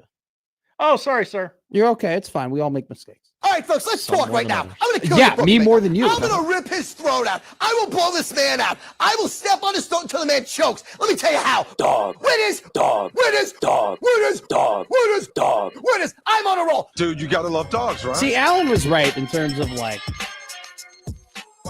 being a bad handicapper. Yeah. Okay.